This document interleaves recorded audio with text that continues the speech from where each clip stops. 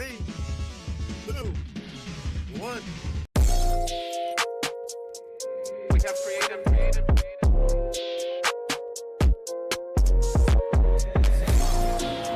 I'm needing hundreds on hundreds, cause that's what I'm worth. Show me the finish, I'm getting it first. Show me the best, and that's me and my worst. I need that money, I'm getting it now. I'm at the top, but I started way down. I told them hundreds of times that I'm really done waiting. I swear that I came for the crown.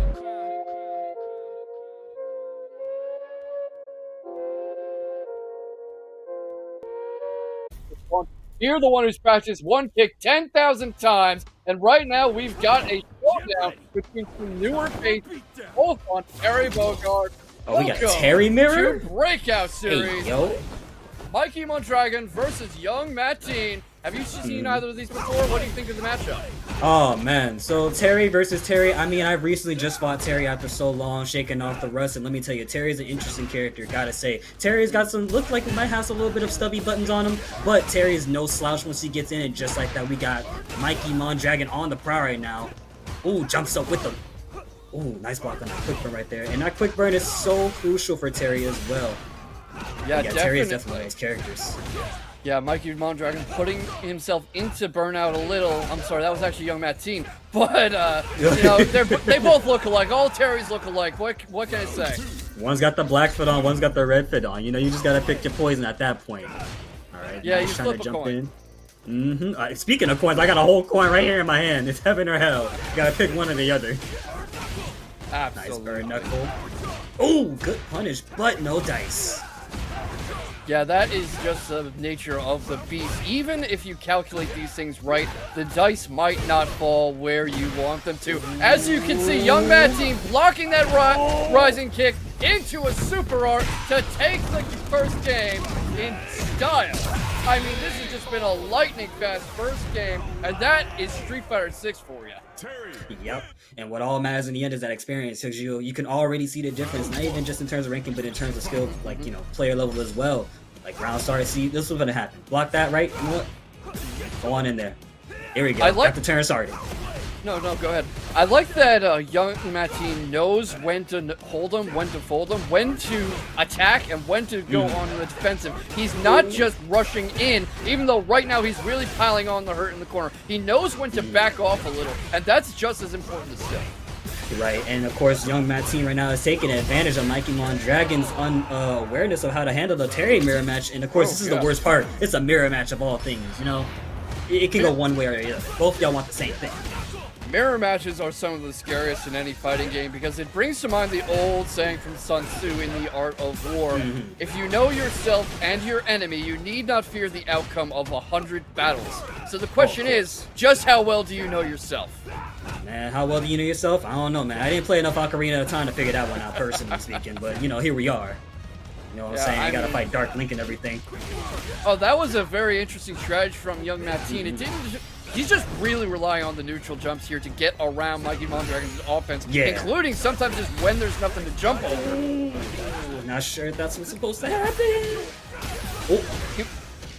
He's definitely been fishing for something, and it looks like he might get it at this rate, but that was blocked, and Mikeymondragon has so much momentum now.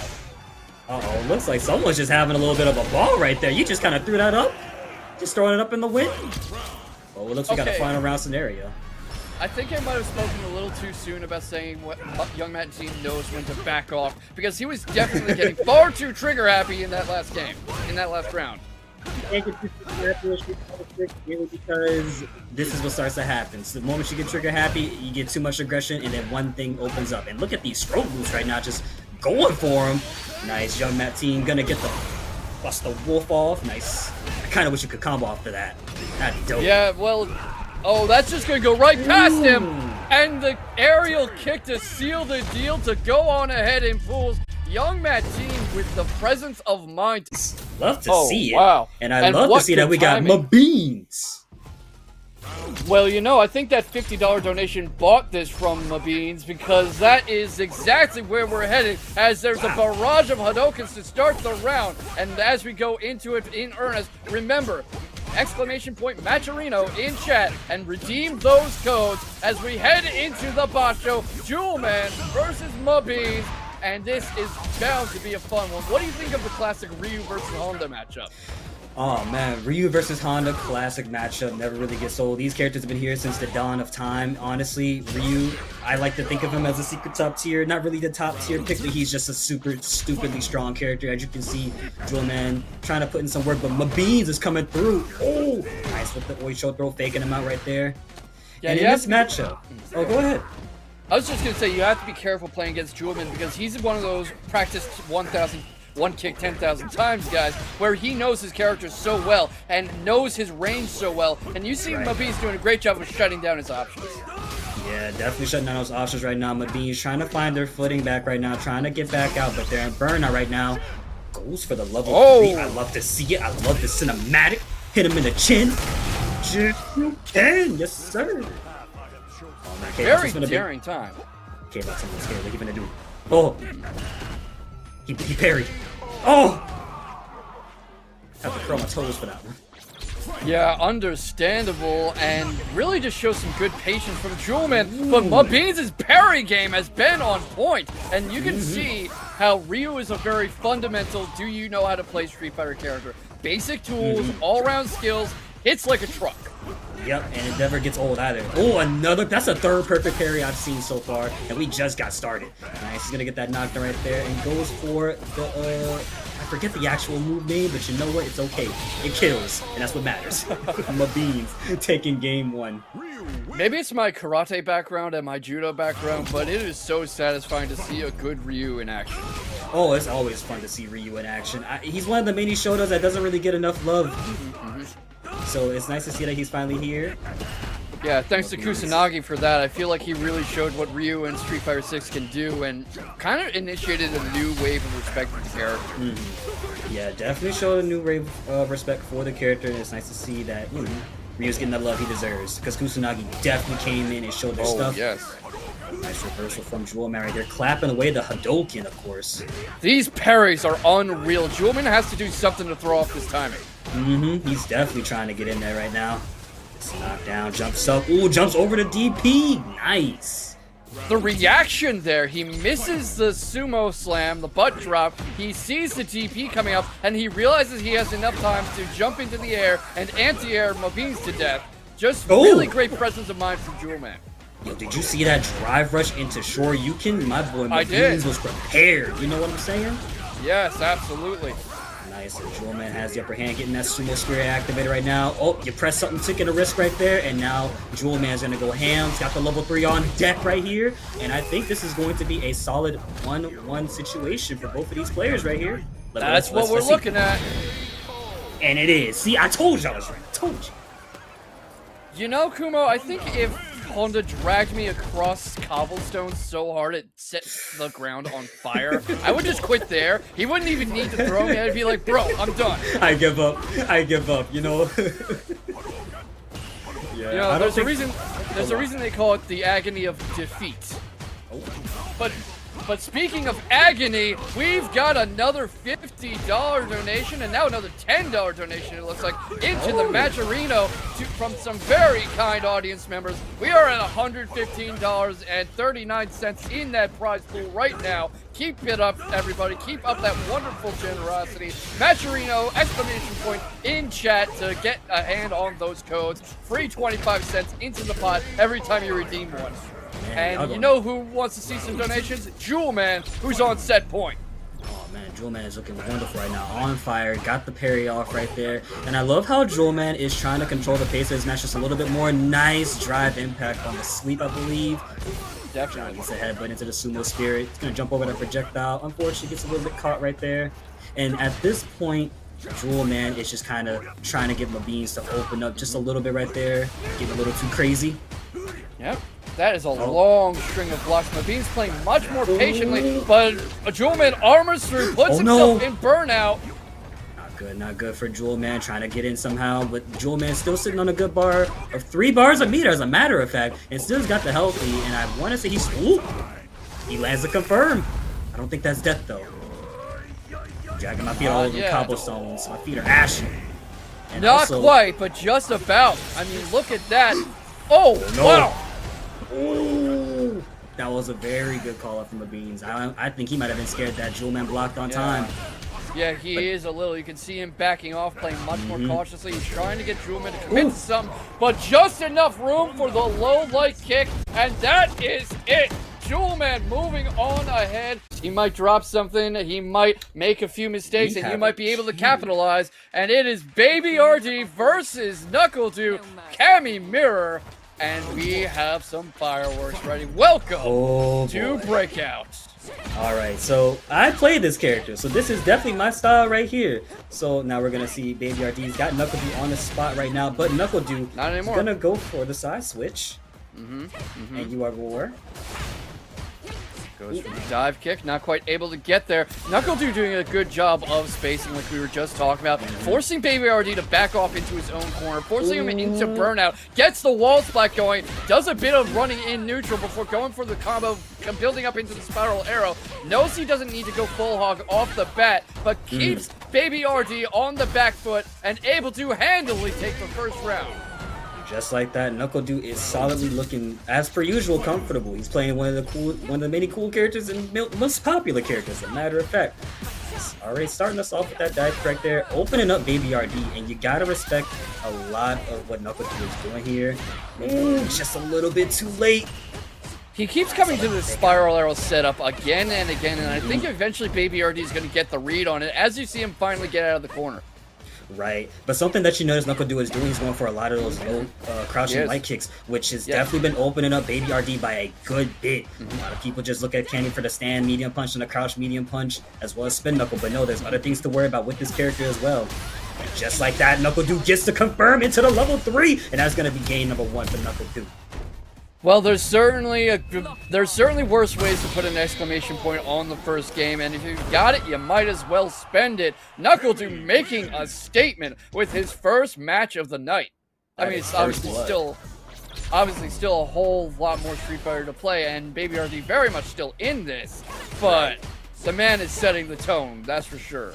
And the craziest part about this matchup is that both of these characters both know what they want, but NuckleDu is making very good use of Cammy's entire rushdown kit. Definitely trying to get BabyRd with a lot of hooligan mix-ups. Ooh, the perfect parry was so nice. I mean, of course.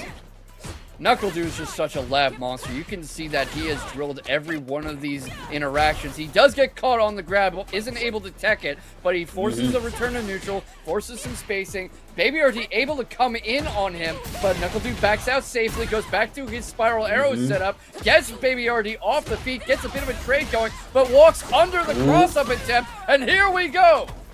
Nice, dashes up and gets the throw. Is gonna set him right there for a second. Oh, I love the patience from Du, sitting right there, just watching BabyRd whipping the throw. And just like that, we are on set point for NuckleDu. It's an axiom, it's a bit of a cliche in combat sports. You make him miss and you make him pay, and that's exactly what happened at the end of that round. He saw that grab coming from a mile away, ducks at the exact right moment, and puts himself on set point. Nice, and that confirmed from BabyRd to switch the sides. Now NuckleDu is on the receiving end for defense right here. But look at Du slowly pushing his way out. Oh, held the parry for a little too long there, unfortunately. Oh, wow, nice sweep. Stand heavy kicks. Oh, dashes up, and that's definitely plus, but the level 3 comes out. NuckleDu a little too greedy right there. But he has his critical art whenever he wants it. If he can survive this, he cannot! And that was one hell of a penalty kick. Yep, definitely. I even see that from the 50-yard line over there, my friend. But you know what? It's okay, because guess what? NuckleDu's also got that same penalty kick he can do at any given point. Nice, opens up with the crouch medium kick. Goes for the hooligan setup, and he's still good to go. But a throw from BabyRd is what's going to switch sides. Getting some better mileage out of these little cross-ups and side switches is BabyRd, but forced back onto the defensive, starting to adjust his angles a little, you're seeing, adjust his vision. He's starting to look low again, because NuckleDu has gone with that crouching light kick so many times as a combo starter, as he does yet again, straight into the level 3. I think I spoke that into being. I am so sorry, BabyRd. Oh man, and now BabyRd has to guess, is NuckleDu gonna dash up or go for us? Anything else? Nope, just keeps it simple with a nice poking stand heavy kick, and just like that, NuckleDu takes it and is moving forward. NuckleDu ain't knuckle done yet at Breakout Series. And he's entered almost all of our Breakout Series. And right now it's going to be a question of can Rave stand up to the two-time champion? Alright, so we got Ryu versus Juri on the screen right here. Already starting us off with a Dungeon Charge, trying to get that Fireball game prepared because Juri's got 3 stocks ready already immediately. And the best and the craziest part about this matchup, you want to be careful with Juri's legs. Almost all of her buttons are definitely drive cancelable. It's standing buttons and crouching buttons. So just be mindful of how you got to move in there. Yeah. And you can see that Rave is trying to control the space and catch easy drive rushing in. He's trying to provoke the drive rush. He's trying to provoke some kind of rush down tactic. And Easy's not really giving it to him. But that time, Rave just isn't able to react in time. Nice, and definitely try to lock Raven with the projectile low Fuha going in, but now Issy has the upper hand, trying to get that stock and trying to keep it alive right now. And look at Juri right now, just kind of backing off, but going in whenever they want to. Not even giving Rave a chance, just like that, and that's the kill. Perfect KO. That was some great thinking on the feet from Easy. He baits out the parry, uses that to set up a grab, drives Rave into the corner, and gets the kill off that interaction. Just to come up with that spur of the moment is super impressive. Right, and now we have Rave on the upper hand right here, backing off, which was an interesting choice right there. You normally don't want to back off when you got the corner, but unfortunately, Rave is now in a much more stickier situation, burnt out, but they have 2 bars of meter. Wow, Yep, that was a very deep drive rush. Yeah, the thing is, too, that Easy knows Rave is looking for the drive rush, so he's picking his moments very carefully, and he has critical art now if he wants it. Not going to get a chance to use it, though. Rave keeping himself alive. Nice shot from Rave, definitely staying alive against their partner right here.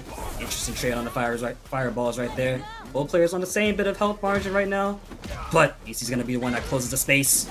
Nice Rave jumping back. Doesn't want to let Juri get too close in because once Juri gets in, it becomes a problem. But that goes for any character, really. Yeah, I mean, any character in Street Fighter 6 is kind of a blender once you get in close, but especially Juri and Easy going for the super right now and putting Rave in a world of hurt. Not going to have enough to kill, but that is a big momentum shift, and Rave on the defensive, caught in the core, armor screw with the reversal and the punish counter, the solar plexus punches there, and goes into his own super. This might be able to change the tide a little. This might throw definitely Easy changing onto the back tides. Definitely changing the tides. Now we got Issy and Burnout right now. Rave is going to try and make a small push up there. Trying to make Issy take a risk at any given point. Nice, and just like that, close to the corner. And just like that, easy money GG's. Don't you even drop it. It's too simple. It's too easy.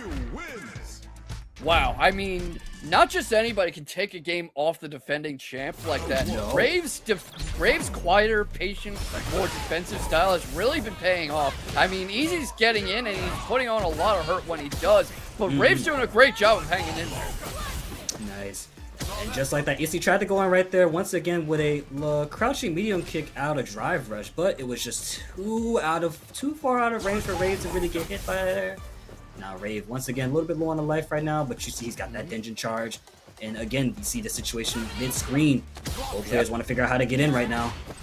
I mean, you can see him going back to this playbook again. He waits for Easy to overextend and exhaust himself. You know, try a drive rush, try this raw DP kind of thing, raw flash kick, and then he's got his drive punishes. He's got his corner pressure. He backs off a little, and he's got the sheer damage Ryu can put out.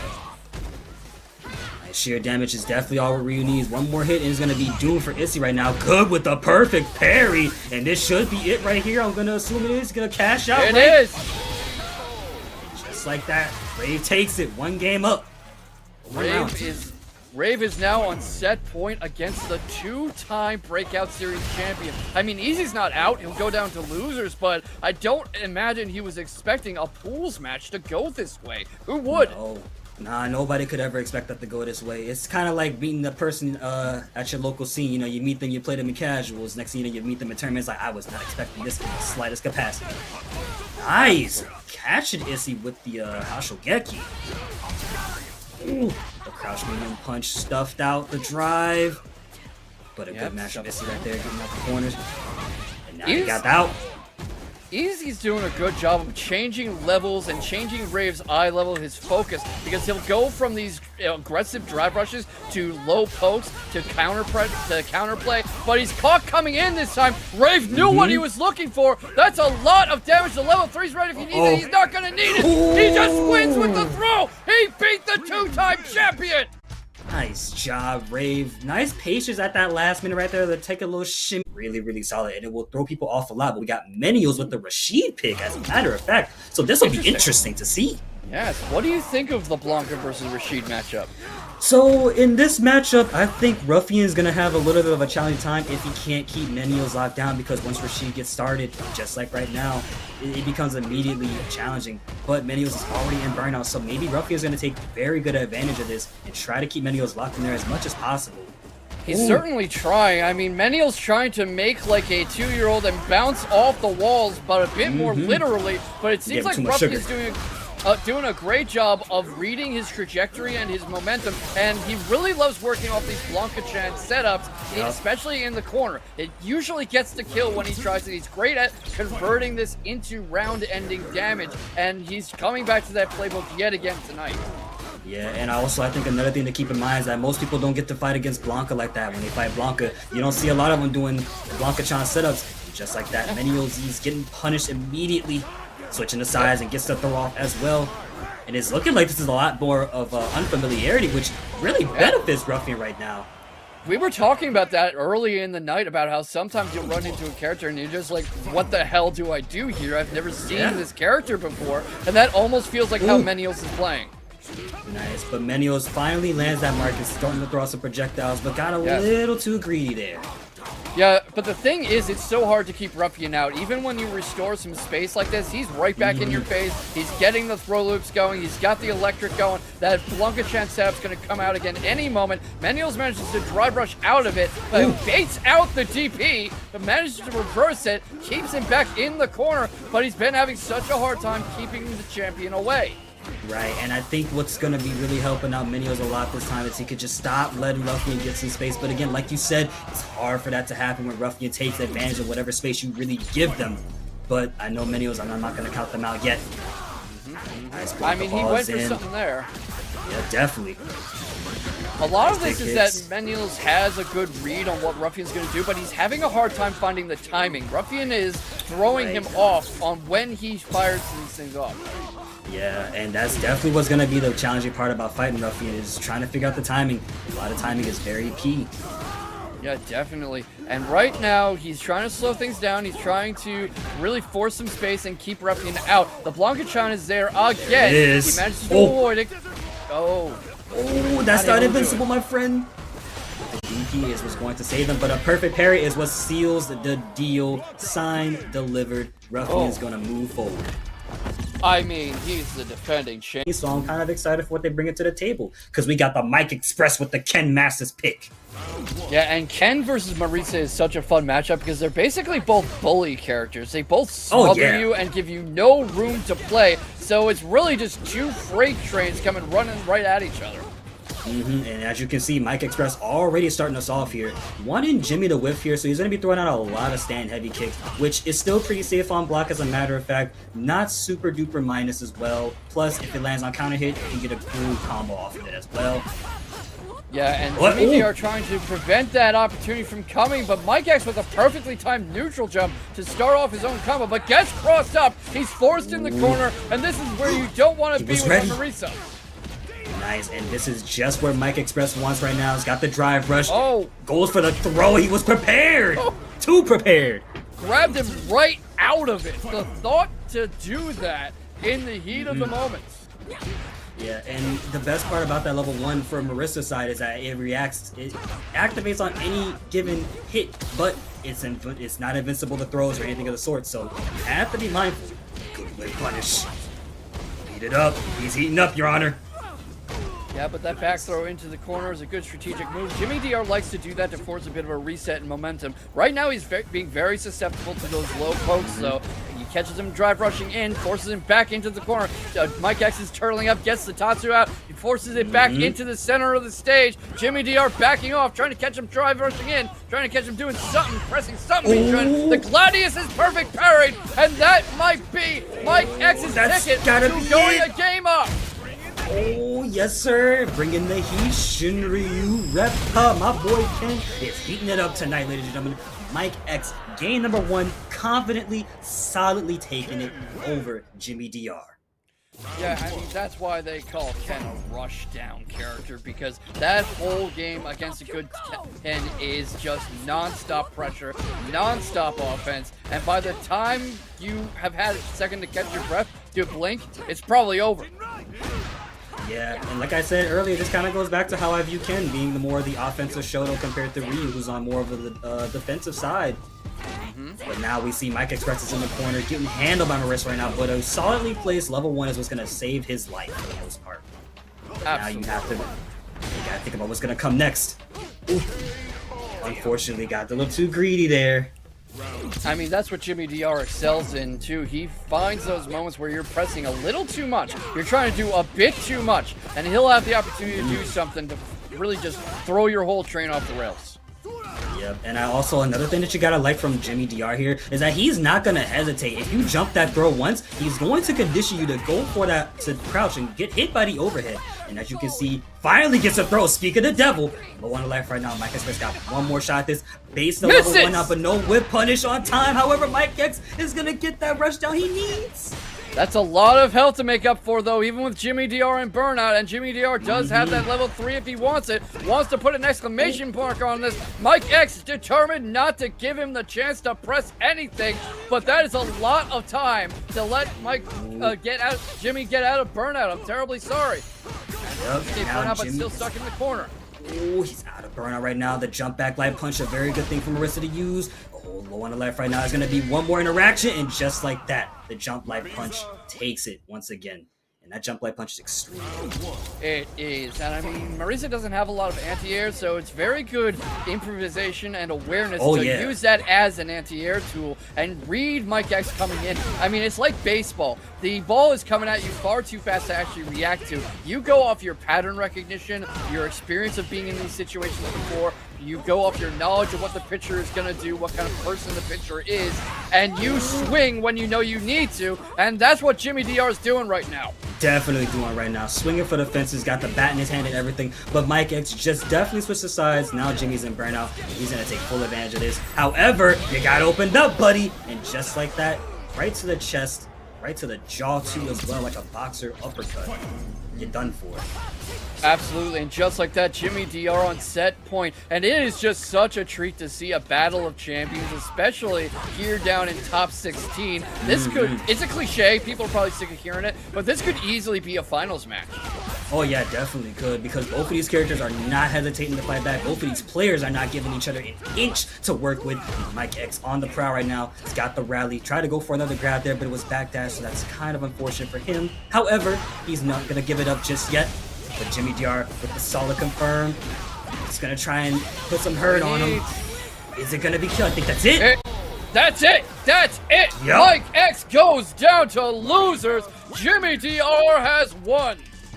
Yup, and congratulations to Jimmy D. The input buffer that's happening in this game, so I don't blame you. But yeah, I also don't blame NuckleDu for going on Cammy, because we got a Dhalsim.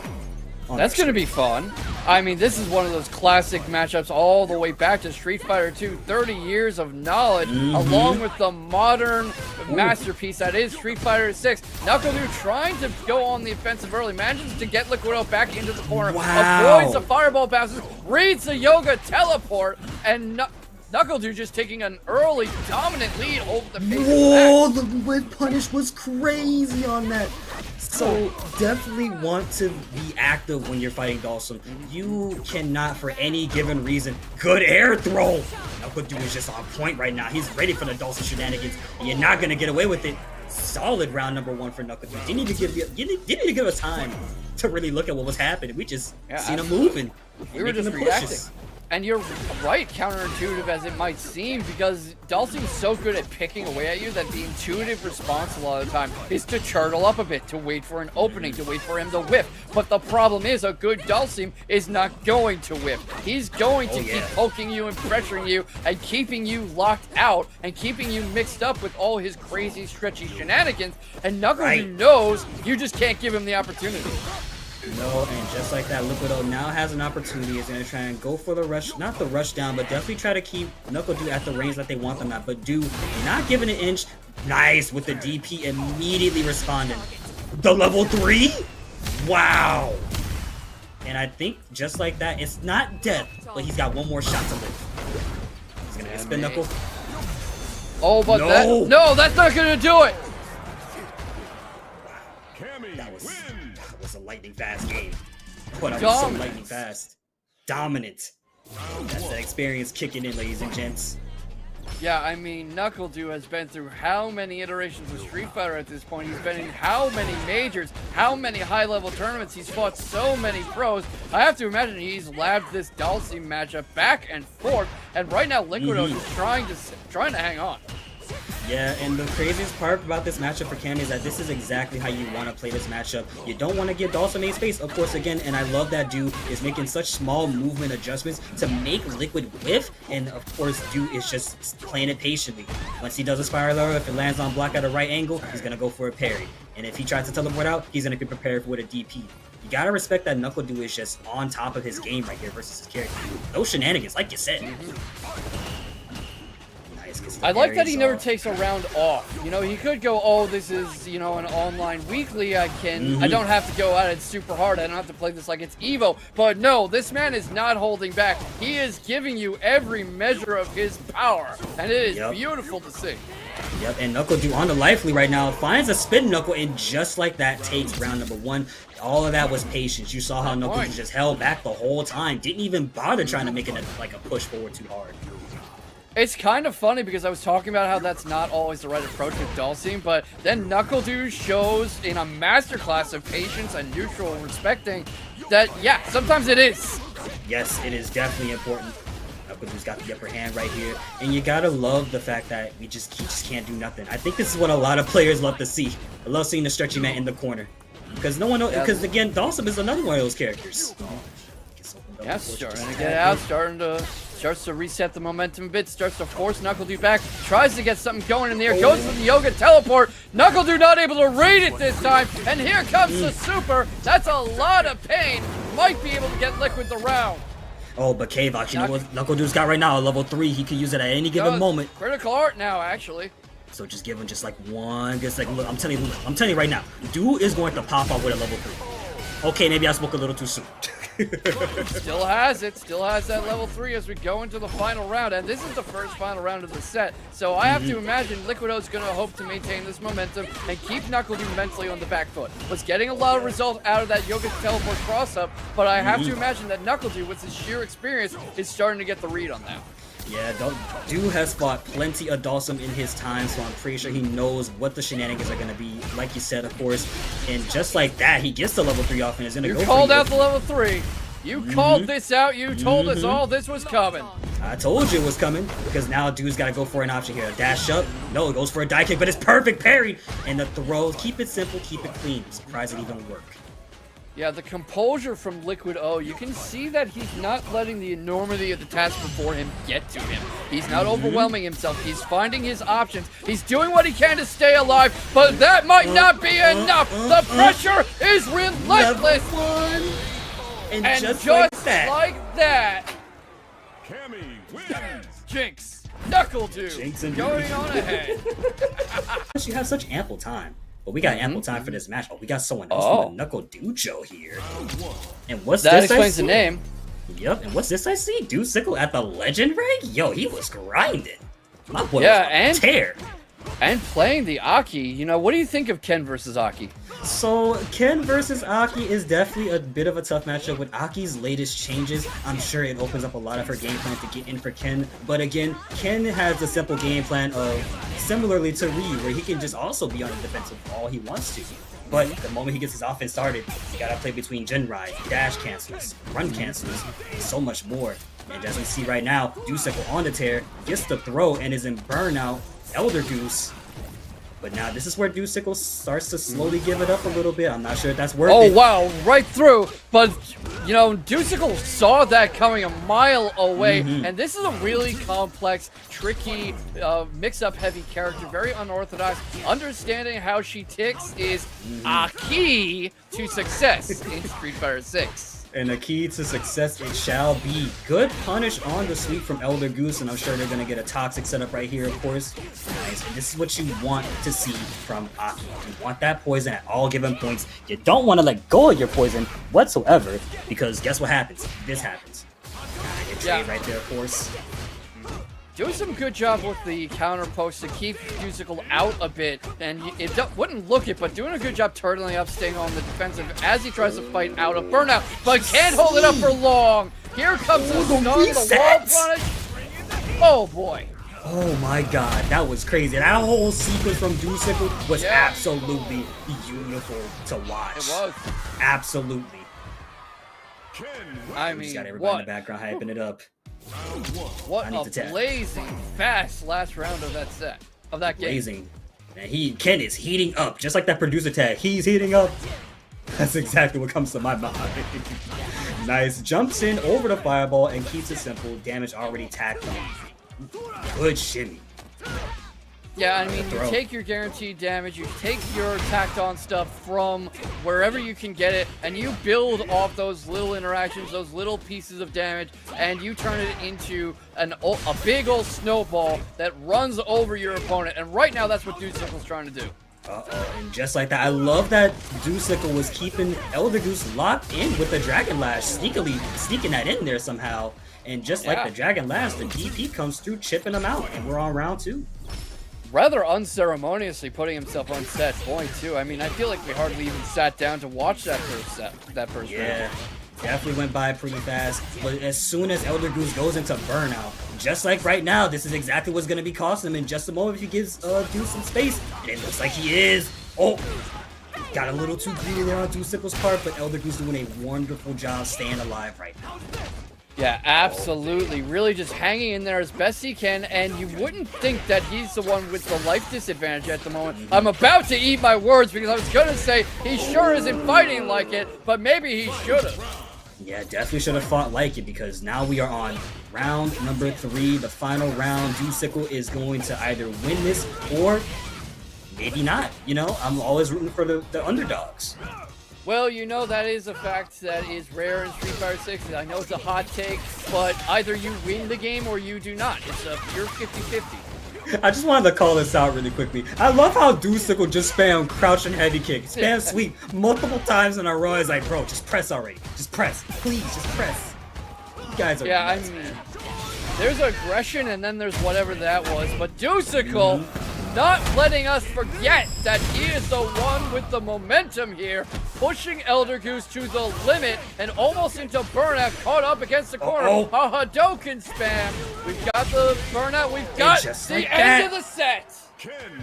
Immediately taking it home so quick. Dhalsim showcasing us again. Wow. So fast. Just went to stop respecting it. But this is interesting.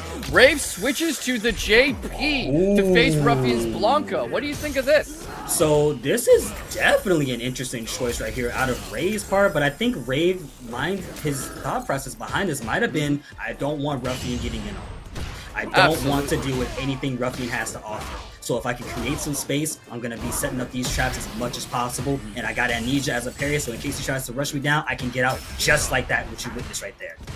Yeah, and this definitely seems like the play. Perfect parries, one of Ruffian's favorite tools in the box. Gets him stuck in the corner, sets up the portals, backs off a little, gets the counter hits going. Reminds me of Jazdero a little with how he's not afraid to get up in your face and mix it up, even though JP is typically a zoner, force you out character.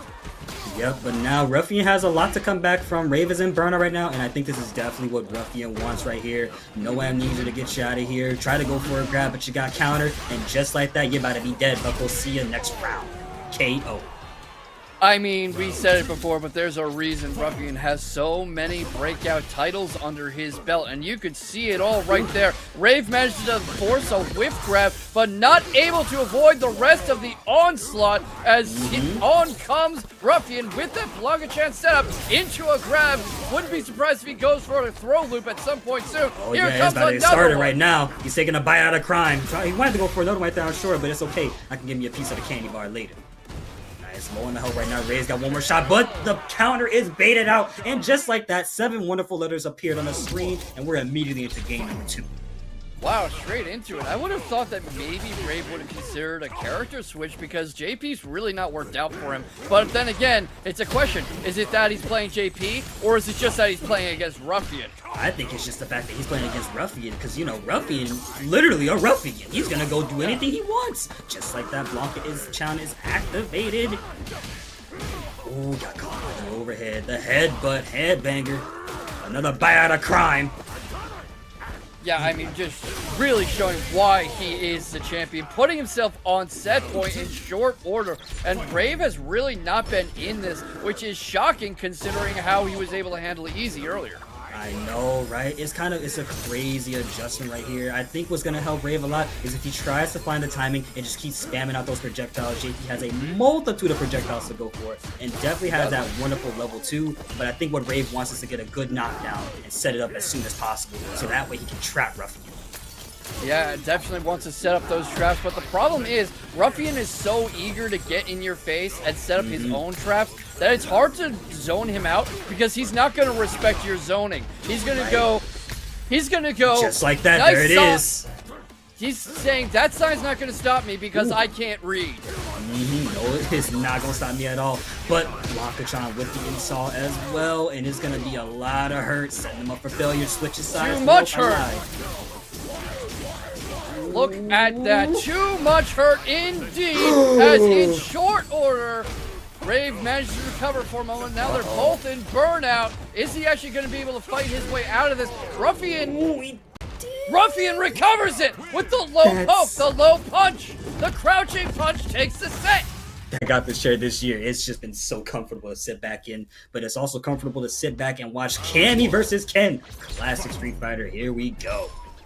Is this costume supposed to be like Rugal or something with like the silver hair and the jacket? You know, I didn't think about that before. Actually, Rugal, this costume is really dope, but all these character costumes and stuff look so nice, but I wish the colors would be so different. Yeah, a little, They're yeah. all the same. But speaking of different, Dusicle's really taking the fight to NuckleDu. NuckleDu coming out of the corner, starting to get that mix-up going, but misses the jump over, doesn't suffer for it as he gets the grab off, reads the get-up perfectly, and Dusicle catches the dive kick coming in with a Shoryuken. And immediately, something that you're noticing about Dusuk right here is that he's not afraid to play this Cammy. He's not afraid to play your own game. The only difference here is I'm going to take it slowly. And I'm going to make sure I pay attention to what you're doing. Just like that. Gets the throw. He took the first round. The first round. He just took a round off NuckleDu. I think that's the first one all night.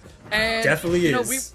we were talking about this, about showing too much respect for your opponent. And right now, Dusicle is just not going to do that. And NuckleDu trying to make him pay a little for it. Oh, yeah, you got to make him pay a little bit. But NuckleDu took a risk right there, getting too greedy and got beaten out by the Shoryuken EX. But I got DP of my own. Don't you jump in my sky, boy. Pretty much. And now we have Dusicle switching sides. Oh, just a little too late. And just like that, that's not death. But it's a very sticky situation for Dude right now. This could be anyone's game right here. Sticky indeed. Uh-oh. We've seen these crazy Dusicle come back before, but not this time. Round number 3 is what we're going. So interestingly enough about this matchup is gonna be very character dependent. Nice, deeply going in with that hooligan combination right there. And I think that's what's been helping do out a whole lot. A lot of people are just not prepared for what's coming out of hooligan. I mean, Cammy's been a character for so long now, that's really your own fault if you don't know how to deal with hooligan. But NuckleDu's doing such a good job of mixing people up. And here comes that level 3 yet again to force this into a game 2. Yep. Into game 2 we go. NuckleDu showing some signs of life right there. That last round, he woke up a little bit after that last round. He was like, wait, I got a round taken off me? Hold on, no. Let me lock in real quick. Just get the music playing in the background. We got Chris Redfield in the background. Hey. He really does look like Chris Redfield the more I look at him. Yeah, a bit. I mean, I don't see him punching any boulders, but I can always just play RE5 and make him punch a boulder. That's true. It's true. That's true. What else is true is this combo right here. NuckleDu on the prowl right now, putting Dusicle in the corner. Oh, on the life and the drive. Nice conversion from Du, and just like that, it is immediately over. Round number 1 into round number 2. Do you think he took dropping that first round of the first game a little personally? Because it seems like he's trying to stick it to Dusicle extra hard. Man, bro, it's that's the game. That's the game we play. Sometimes it happens. It's like, I don't like losing like that. That's not good. No, we gotta turn up the heat. As the characters on the screen. You know, he gets up and he's like, all right, bet. Time to show you who you're playing against. Domain expansion. Honey, put my dinner down for a second. I gotta beat this dude in the tournament real quick. Nice, tried to mix him up there a little bit. Dude, recognizing that he saw a parry and just canceled out the hooligan entirely. Yep. I mean, knowing when not to commit, when to stop what you're doing and back off is half the battle right there. Just as important. Yep. Forces Dusicle into burnout. Oh, no, Have not their level just 3 ready. One more chance at this. This could be anyone's game at this given point, or it could be anyone's round at this given point. One interaction away. Yep. More shot at this. Dude trying to close it up. Runs up. Survives the burnout. Yep. Ooh.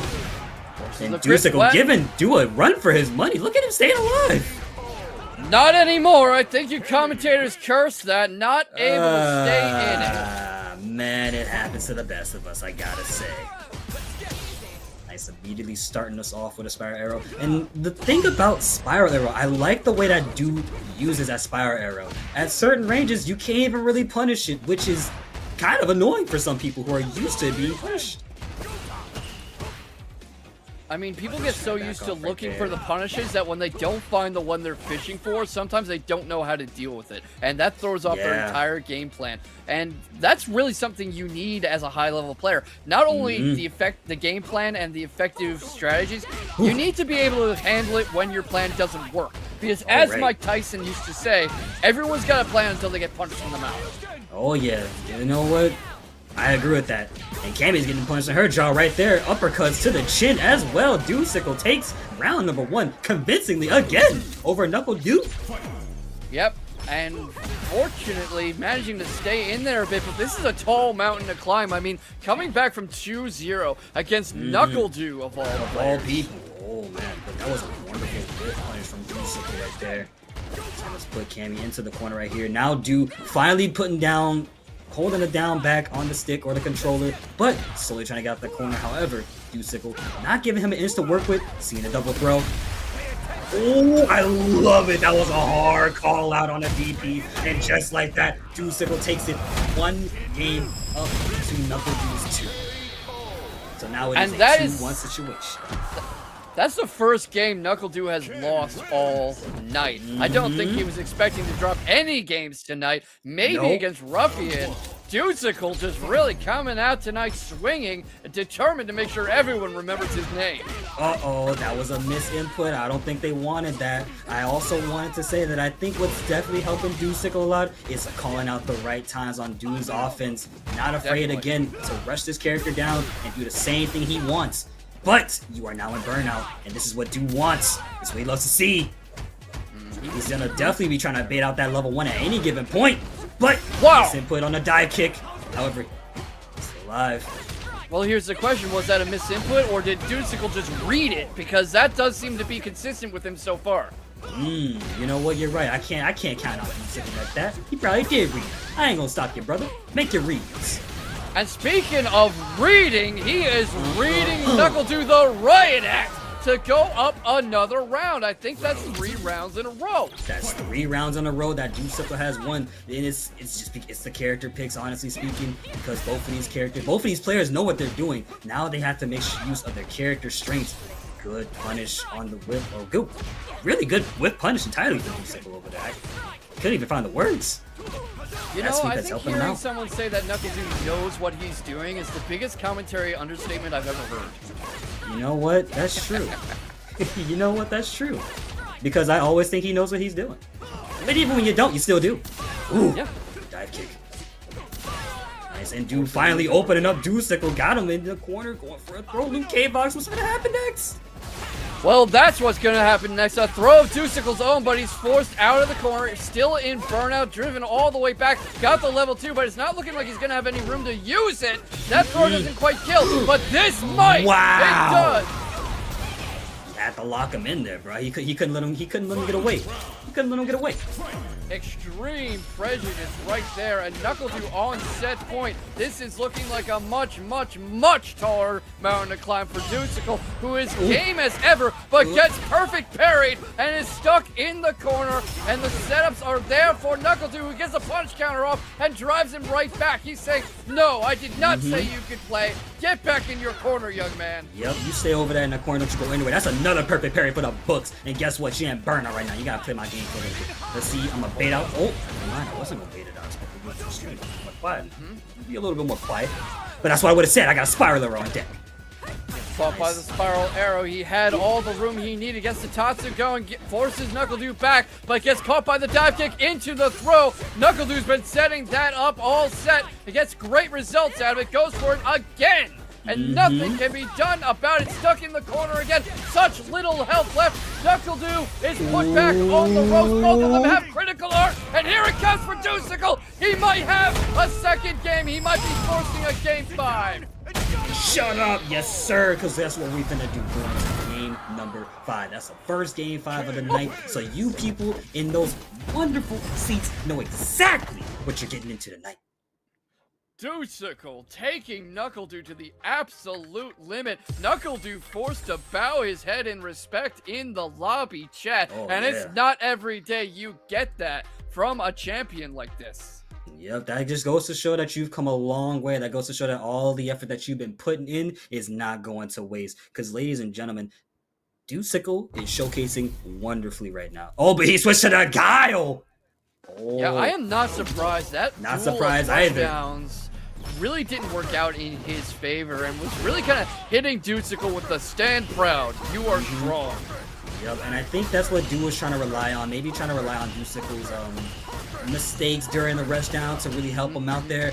But Dhalsim was also playing the same patient game as Du right there. Two people with that's crazy. 2 people with the name Du that starts. That's a little weird for me. Now I gotta figure out how to call this properly. Well, one of them is NuckleDu, and one of them is yeah. So... You're right. One of them is NuckleDu. Yeah. And then they got Dhalsim, NuckleSickle, I guess. I don't know. Look at those parries. I guess some good parries going. I mean, Dhalsim's been great with the parries all night so far. I'm not at all surprised. Both of them have level 1. Both of them teetering on the edge of burnout or in it in Dhalsim's case, and he took another round. Oh yeah, and I think NuckleDu needs to pop himself a Red Bull or a one-shot energy bar or something like that, because my brother, you are now at set point with Dhalsim looking to take it home and go further on tonight. Yes, and both of them hoping to go on towards this. Obviously, whoever loses just goes down into losers and has a long mountain to climb back up to the top. Both of them with the skills to do it, but Dhalsim has potentially the ultimate pair of antlers to hang on his mantle as they get into a 3-fireball duel and retreat to their corners. And this is another one of those classic World Warrior Street Fighter things. Both of these characters been here since the end of time, and Du is going to be the one that opens up and once again controls the pace of the smash. That's what Du is trying to do right here, but Dhalsim not having any given, he just doesn't want that to happen. He just doesn't want it to happen. It's as simple as that. You don't want your opponent to win when you're playing Street Fighter 6. Usually gets a punch counter to force him into the corner. He's fighting out of burnout, gets perfect parried. NuckleDu fighting back, misses with the knee, gets on the other side. Now it is Dhalsim in the corner, getting pounded with sonic booms and hurricanes. Damage. It's added up. The chip damage is adding up, as Kumo just artfully put it, and that is a storm coming right at Deucicle, catches him low, and puts them both on set point. We have a final round. Oh man, I love final rounds. Open us up with a perfect parry already, and Deucicle showing some signs of life. Stuffs with a run cancel right there, gets the throw, drive rushes in, but unfortunately, Dew was ready for it with a stand fierce punish. Dew's level changes have been something else. He keeps finding these opportunities to hit sweeps and low kicks and really catch Deucicle off guard. But now it's Deucicle putting him in the blender. Now it's Deucicle with the corner pressure, with the throw loops, with the pressure, not letting him get up. No way, level 3! And here it comes! The level 3 comes out, and that's going to do it! Deucicle has beaten the Capcom Cup 2016 champion, NuckleDu, goes down to losers. Man, that was a wonderful set from both these players. Honestly, What a fight. But well, I am sworn to neutrality as a commentator, and I'm also not an anti-Brazilian racist, so I am just hoping for a good match, and I know these two are going to give us one.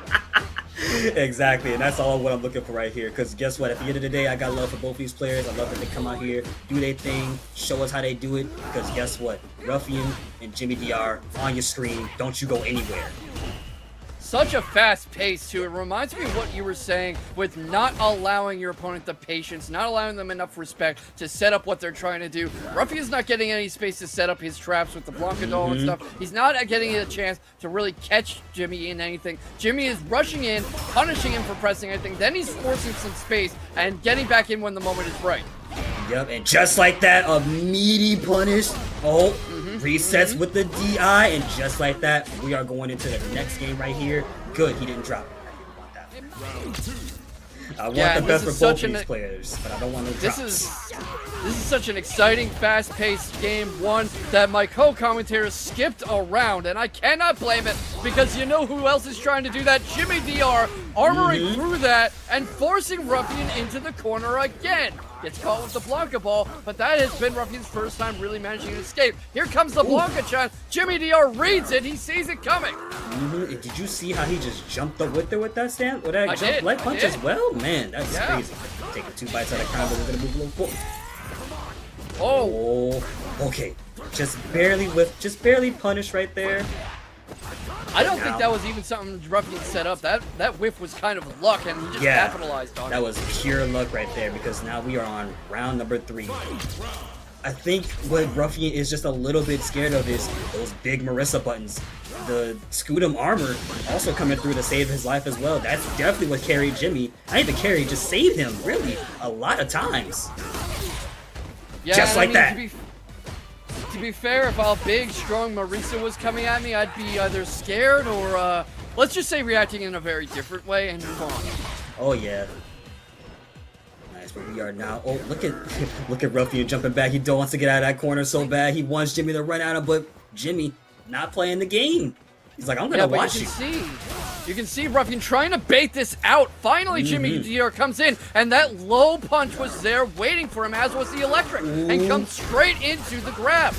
Yep, and this is exactly what Ruffian wants. Got the upper hand, and I want to say he's going to go for a Blanka setup into level 2. All right, both players on a life. This could be anybody's game after one good move. Oh, that was just forcing him into a Zugzwang situation, borderline checkmate, because Jimmy DR knew if he ran into the Blancatron, he was dead. But if he jumped over it, Ruffian had an anti-air ready, and you saw him freeze up as he knew he had no good moves left. And finally, Ruffian forced the situation. Yeah, and that's definitely what's going to be, if he gets in a situation like that again, honestly, it's just tough. You just have to be patient. Block it out, as I say. We have Jimmy trying to close the gap a little bit right here. Ooh, try to go for something. Took a risk there, but no dice.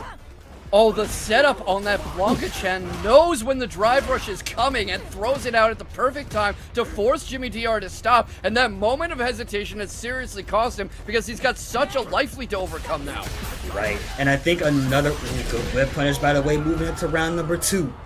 But I think another thing about Ruffian's Blanka is that once he throws out Blanka-chan, say mid-screen or a little bit further back, you now have to think, is he trying to bait me to walk back a little bit? Or am I gonna, like, you know, am I gonna walk a little before and he's gonna get me? You have to be prepared at all times, especially with Marisa, because you don't really have any other options some days. It's a little challenging to get out. I mean, that's the thing with Marisa, and you can see this with Bison a bit too. You basically have to commit to playing the bully. You can't really back off, and that is what's giving Jimmy DR some success, forcing a final round. Alrighty, and here we are in the final round. Of course, Jimmy DR is going to try and make a move to get in here, but playing it patiently, not trying to fall for the shenanigans. Once again, the Blanka shenanigans, of course.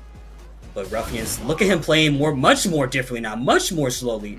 Actually evening the pace of the match right now, but we're still full screen, but good whip punish! I mean, he was just waiting for a poke that he could bait out and go straight into this super, and Jimmy DR gave it right to him. I think he was anticipating a Blanka ball or something, because that is not something you just throw into thin air. Right, and now Jimmy DR a little bit low on the health right there. Ruffian sitting with a clean drive meter, 3 Blankas, and good health. Now, this is going to be a bit of a wall to come across, or try to go over. Yeah, or go through it, which is certainly what Jimmy DR is trying to do, because this is a game where you really only need one good interaction to overcome a life lead like this. Oh, of course. One good interaction seals the deal for Marisa, and that's usually the story written in the books, written by K-Box himself, as a matter of fact, because he's a good artist. I am good art. art. Thank you so much. Oh, of course. And just like that, Jimmy DR gets a hit, but I don't think they wanted that. But they bait out the Blanka ball, get the drive reversal. Yeah, Ruffian's good at the parry game, at timing these parries, but also Jimmy timing it a bit to force them and really lock down Ruffian for a moment. And now he's the one with the life lead, backing off to avoid the charge and manages to get the kill. Get comfortable, chat. We're going to be here a while. I love that jump back. That was a really solid, honestly, a call out really, because the punish was insane. He was prepared. He was prepared. Absolutely. Definitely. He knew that was coming. He is very familiar with how Ruffian has played by now, and we talked about that through the night up to this point. Matchup familiarity, character familiarity, player familiarity. There is no coming in here and thinking, what the hell am I going to do? Jimmy DR knows how to play against Ruffian. Right. You know, sometimes I see Blanka's little stand like him, like, just put the little foot on it, like, little stinky foot. Little stinky foot, like, tap, tap. Understandable. Oh, look at all that health off of those small pokes already, just chipping them out with the hands right there. And now Jimmy DR low on the life right here. Ruffian on the tear, but one good hit. Let's see how Jimmy makes this comeback. If he makes a comeback for that matter. Oh, we've seen Jimmy make some crazy comebacks, but not this time. Too soon. Gotta block your toes, man. You just put the stinky feet on. You know. Ruffian likes to go low to start these offensive rushes, and he'll usually set up the grab with the drive rush, with just rushing in on you, not letting you have a chance to react. Blanka ball usually sets something up too. Jimmy DR tries to catch it coming in, succeeds the second time, sets up the Gladius, but it's blocked, and Ruffian just creating a lot of space and trying to encourage Jimmy to come in. I love that anti-air a little bit earlier. You see how Ruffian is jumping back a lot of the times. Jimmy DR is trying his hardest not to get caught by it by any means. Both people trying to jump back. But Jimmy DR jumped back, came in, and just like that, finds his mark, goes for the level 2, and now he's in burnout. What's it gonna be? Absolutely. A drive impact to seal That's gonna be it. That's gonna be a final round. Bing! Yup. Seals the deal. Now we are on round number 3. K-Box, I'm a little scared right now. That just went perfectly as Jimmy DR wrote it up. That was a 75-yard bomb straight into the end zone, and Ruffian not wanting to give him another chance to play like that. Oh man, this might be a soccer game because Blanka is about to start spinning all across the stage like a ball, gets punished, soft in the jaw. Big damage being applied right now with a level 2 because you're in burnout. Now, this is what Jimmy wants. Again, I can't stress this enough because when someone's in burnout, I don't think he was prepared for that to happen. Yeah, you can see that Jimmy DR didn't seem to expect that whiff. He didn't expect the burnout. He kind of hesitated for a moment, like he was like, well, now what? Well, now what? Yeah, it's like, well, now what? What's happening now is Ruffian takes the scene and recovers from burnout. So that was unfortunately the thing that Ruffian needed, because he took 3 bites out of crime. He's still going for a 4th. Yo, Gourmet. Is he gonna go for a 5th? That's the question. He goes for it, but it whiffs. The back throw into the corner, and Jimmy DR trying to steal the momentum back. This time he's expecting the burnout, but he's also expecting Ruffian to have a counter ready, and he gives Ruffian too much time. Ruffian able to save the game for himself. Yep, and now Ruffian is in on a comfortable 2-1 lead right now. That interaction with the whip super was all he needed.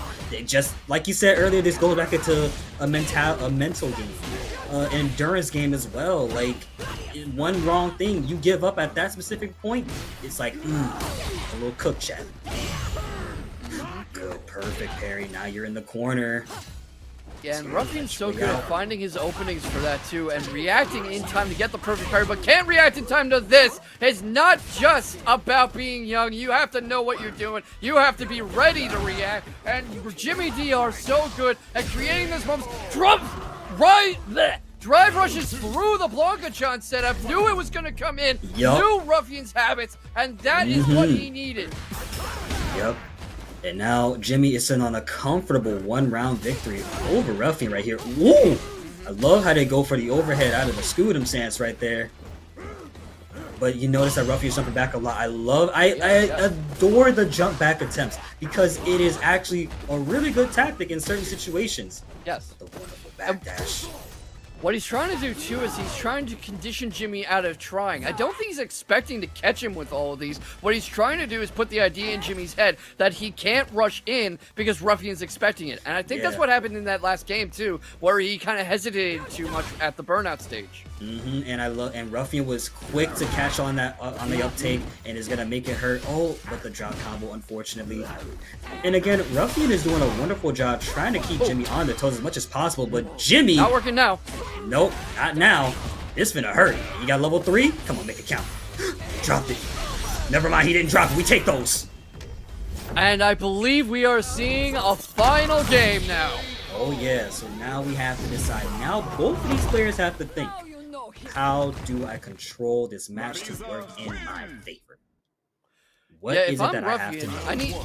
I need to do some serious thinking if I'm Ruffian because Jimmy DR is showing such keen awareness of his playstyle. Do you just do what you've been doing but more, or do you put some serious thought into changing up the pace? Oh yeah, and what's funnily enough is that last week, I think it was Jimmy that, if it wasn't Jimmy, somebody sent Ruffian to losers. So even if Ruffian does go to losers, he can make a crazy tear and win once again, all the way from the brink of defeat.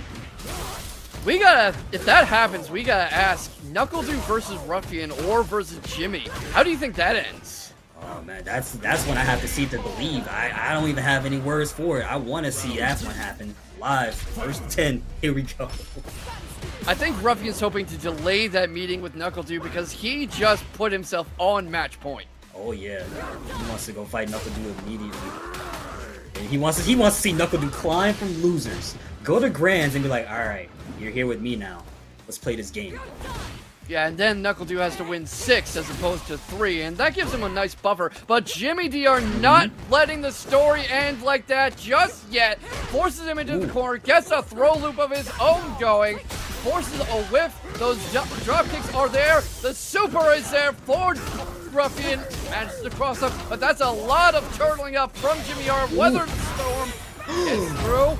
And now both players slowly on the verge of burnout. Ruffian a little bit low on burnout right there, but he's trying to catch up. However, Jimmy's getting a little too greedy, and I think that's exactly what Ruffian wants right there. But over it with drive impact, and just like that, final round.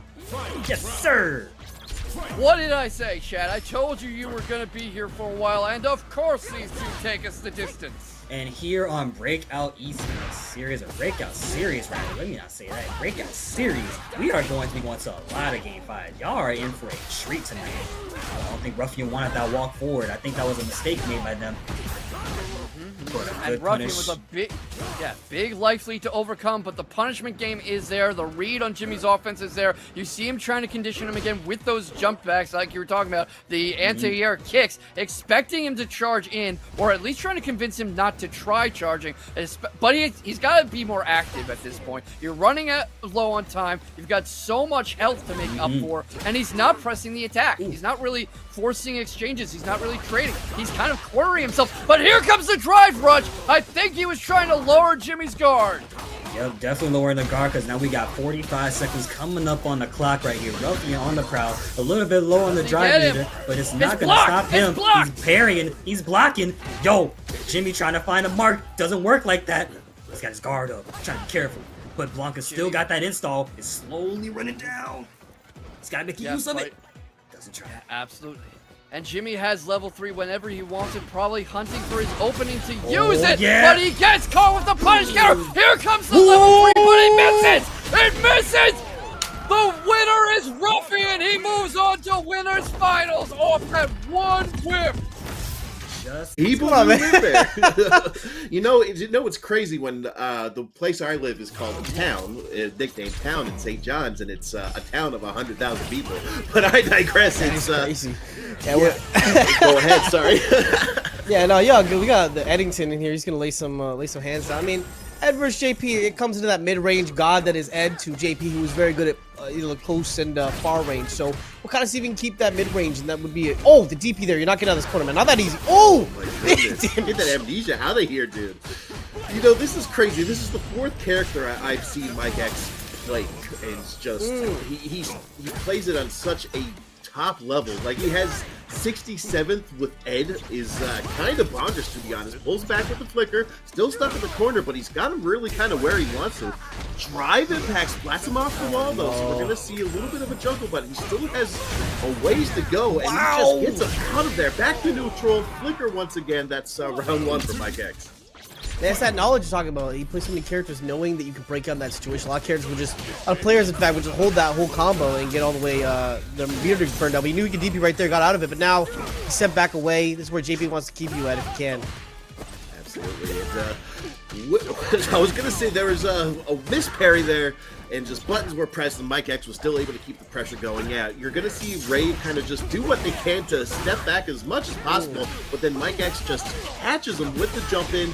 And I want to say this could possibly be the round of level 3. Oh, yeah, I'm going to have to say you got to wrap that one up. That is a lot of damage. I mean, that's the Ed Classic, Eddington Classic. Like, he's got this crazy damage conversion. One hit, I think he's the one character in the game can punish a lot of moves with that standing light kick, standing light punch, whatever it is, the short whip there. Just catches so many people lacking. Absolutely. We're going to game 2 right now. It's best 3 out of 5 territory in top 8. So we still got a lot of games for both Rave and MikeX. So I don't know if this is just the breakout special, but every time a new match starts, just a new game starts, the person who wins the first game has a rough second game, or at least the rough first round of the second game. It's kind of wild. I agree with it. Yeah, it's, maybe they adapted. That's kind of the beauty of it. And right now we're seeing how that looks out. He is getting checked right now with a lot of these moves here. The whip's a little scary because, JP, that whip range you want to sit at usually against characters right our follower. JP's really good at throwing out spikes in that situation. It's kind of hard to keep him away. And that's fun. Wow, this combo is going. Oh my goodness. He forces him to spend the level 2 even though he has that much of a pixel. Oh, not only did he force him to use it, it broke it right there with the the fireball. That was beautiful timing. Yeah, no, I'm honestly surprised on what happened there, but still good investment of meter there. Rave does take first round against MikeX, but still, this is MikeX we're talking about here. Playing another character, Ed, just using that stance just to get through with flickers. Just look at that. He's just letting him just get him with the flicker all day. He's not too concerned. But he blocks the drive reversal. So we're getting a little bit of a safe jump there. That was just gross there. And just, of course, drive rush the god. Unfortunate drop there. Lets him jump out, but still in a good spot. MikeX is just... What a backdash. Oh, pardon me. Oh, that's so unlucky, just trying to get that pressure, trying to get ahead if he could, just trying to end it. But yeah, unfortunately, the backdash will be the end of it. Misinformed. Try to do it again there with the OD blitz. Doesn't quite actually amount much, but you know what? Not a bad spot. Good meter on both sides. Oh, that's gonna hurt. That was such an expensive gamble that paid off. The drive rush into the drive impact. We get the level 2. Party started. That was cute. And look at that, still puts himself in a good situation. Almost a burnout, but MikeX is almost a burnout too, so they got to be careful on what kind of options they're going to use, but just hits him, scoops him out, throws him away, and we're back in neutral.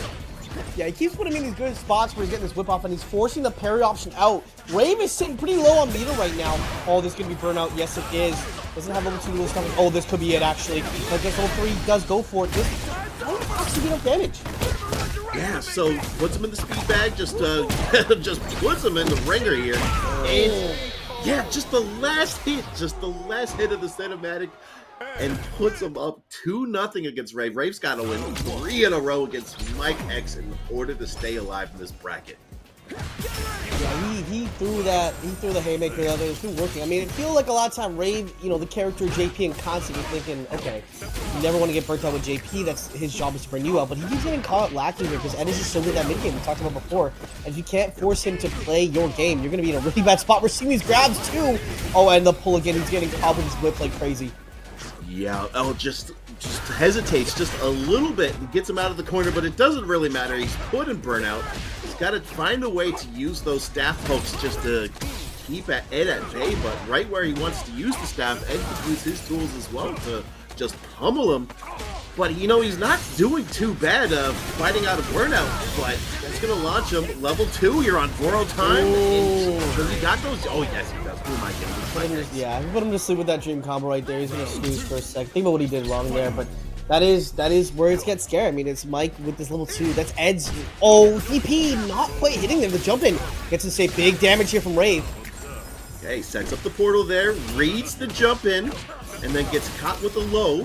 So, okay, good safe jump there. Level 2 activated. He's going to have to spend a lot of meter, a lot of resources just trying to get one more game out of MikeX, but still. Come on, bro. This is insane. That off of one combo, that was a 2-touch round, essentially. Yep. Put him in corner, level 2 started, and it did not stop until he exploded. Oh, absolutely. So, yeah, final rounds. Rave getting the party started with the perfect there, but still, and you know, it's not that bad of a meter disadvantage there. So this could be possible for Rave to put it back into game 4, but as soon as I say that, you know, he bobs and weaves in, and we're now stuck in the corner once again. Yeah, it's so hard to get away from the character, and he's so good at this range that you don't want to be. It's not comfortable to sit it. You can't really spike safely, and he's gonna throw it safely because he can cancel it, right? If you're goodness, DI though. I didn't know that you could deal with that. I don't even know what that's called. It's just, oh no, he just mashed it. I respect it. It's just the little tether grab that he had. He was able to pull him in, and then but there was just that one spot he just said screw it, and then drive reversal. Okay. He's just going in regardless. Right? I don't know if this is a good idea. Oh, who am I kidding? He was in burnout and didn't even need any meter at the end, and we're going to game 4. Yeah, so that's that little situation you talked about with the DI, right? If he holds whip and he doesn't back it or cancel it, you can DI it if you're about to get hit by, because it only does one hit, right? However, it does pull you or he does OD version, it will actually beat that. So it's kind of that mind game. That's what makes Ed very annoying, is because if you don't commit to an option, you're gonna take a lot. You're gonna take a lot of damage from your meter. Absolutely, and that's the thing about it, is just we're seeing this pressure here. Like Rave is still trying to figure out like where exactly to fight this guy, because you don't want to fight him up close, and you want to try to deal with him like far away. But he does have those projectiles that he can use, and then he has the flicker stance, he has the tethers, he has the projectiles. It's not like anything JP does Ed could do better, but he just has those tools to quell whatever JP wants to start. I love his little old man backdash there. Hey, get away! Hey, stop it! Just backing away there, but not backing away enough. I'll sue you. Makes the wrong option. The backdash will wake up. Does get punished by the punch from Ed to the face. This is my future old man, and we're just seeing. Yeah, you can mention it's so difficult to play your game against Ed. Yeah, and just like that, we talk about Ed being able to carry people. Round start to the corner. Ed can do that too. That's what makes him so scary. You're on borrowed time once again. Dream combo activated. Okay. So, the dream combo not finished though. It looks like you got maybe a screener combo, you know, not fully a dream. No, yeah, basically a lot of the fireball hits kind of just activated right at the start of the combo, so he wasn't able to get that many reps. Still in a really good spot. This is set point for that was really MikeX. good. That was really good. You got back off that.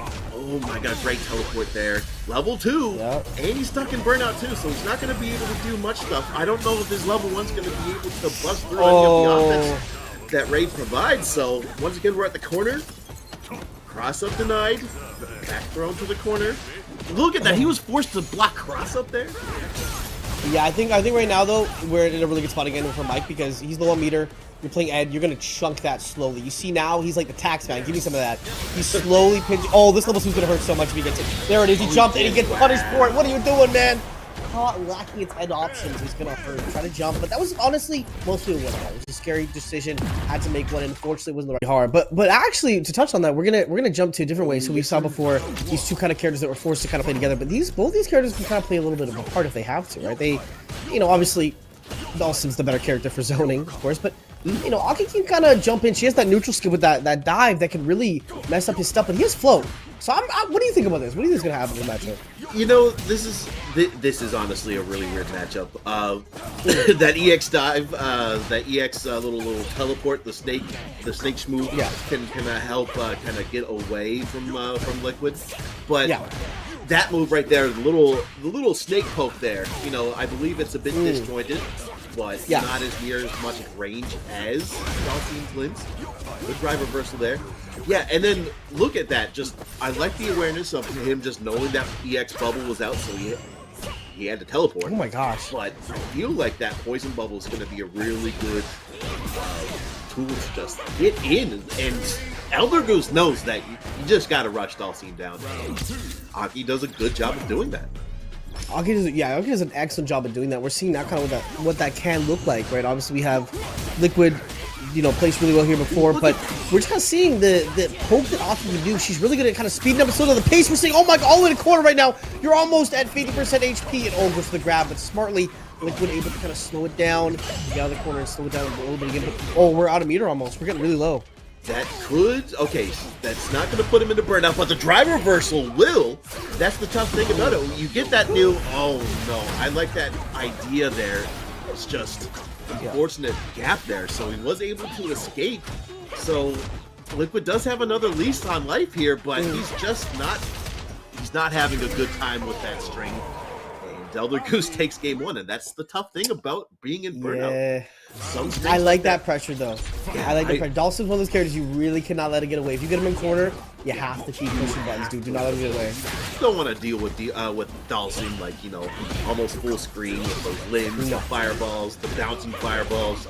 It's so I really like this awareness from ElderGoose, just knowing that they have to go in. They have to be the aggressor, and I like that. I also like that that float cancel, but it wasn't enough. And look at that. As soon as I explain anything, ElderGoose just takes the round away in less than 10 seconds almost. I mean, they do say ducks like water, right? So, you know, it's or goose too, right? Similar enough family, close enough. And they definitely, he's slurping up Liquid right now. He is just consuming Liquid right now. It looks like just getting overrun. I mean, that's the weird thing, right? You know, I guess that's also, it could be very big matchup of familiarity, right? I mean, how often are you gonna, Shotos, you know they're gonna come and run at you, but how often do you know how A.K.I's gonna approach you, right? I can't say I do.